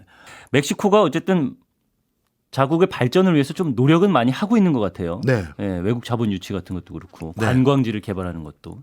근데 앞으로 조금 더 발전을 해서 자국의 어쨌든 경제적 부라든지 아니면 국민들이 좀 어렵게 사는 분들이 많다고 했으니까 그런 사람들을 위해서 노력을 할 것 같은데 치안 외에 또 개선을 해야 되는 부분이 분명히 있을 것 같아요. 가장 개선해야 되는 점이 있다면 뭐가 있을까요? 교육입니다. 학교를 잘 안 가요. 중학교 취학률 통계를 제가 아무리 찾아봐도 못 봤는데 제가 현지에서 저를 이제 소개해주고 이제 저를 안내해주셨던 네. 에스코트 해주셨던 멕시코 현지 분들은 뭐라고 얘기해주셨냐 하면 중학교에 진학하는 비율이 특정 주 같은 경우는 50% 살짝 넘거나 그 정도라는 거예요. 우리가 뭔가 사회가 고도화되기 위해서는 거기에 수반되는 또 인력 양성 구조가 또 있어야 되지 않겠습니까? 네. 그런데 이 학교를 잘 안 가는 문제. 그럼 학교를 안 가면 얘는 뭐 하느냐? 아마 아주 어린 마음에는 학교 가서 너 공부 열심히 하면 나중에 견실한 직장 다닐 수 있고 좋은 직업 얻을 수 있어. 이거보다는 지금 당장 맛있는 거 사주고 지금 당장 나의 어떻게 보면 나를 존재감 있게 해주는 그 깽이 주는 그 혜택. 왜냐면 총도 주고 그쵸. 그럼 주변 사람들이 나 무서워해주고 이게 더 달콤한가 봐요. 그래서 학교 안 다니고 좀 나쁜 데로 빠지는 비율이 굉장히 높다고 합니다. 어쨌든 우리 기업들 입장에서 봤을 때는 진출로가 될 수 있는 멕시코에 대해서 저희가 3부에 걸쳐서 이야기를 해봤는데 역시나 박정호 지금까지 저는 오승훈이었고요. 다음 주에 다른 나라로 떠나보는 시간을 갖도록 하겠습니다.